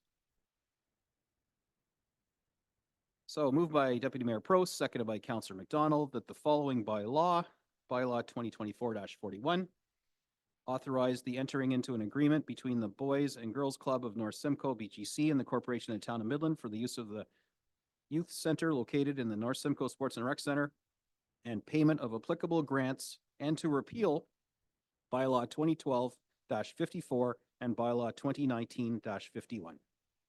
Be passed and enacted. Council, this is housekeeping stemming from our previous approval. All those in favor? Any opposed? That is carried. Next, moved by Councillor Reese, seconded by Councillor Bald, that the bylaw 2024-42 being a bylaw to adopt the proceeding of the special meeting of council held July 10th, 2024 be passed and enacted. All those in favor? Any opposed? It's carried. And last but not least, moved by Councillor Meredith, seconded by Deputy Mayor Prost, that the special meeting of council with closed session adjourn at, I'm going to look at my computer for time, 7:27 p.m. All those in favor? And we are adjourned. Thank you, everybody, and we'll see you again in August.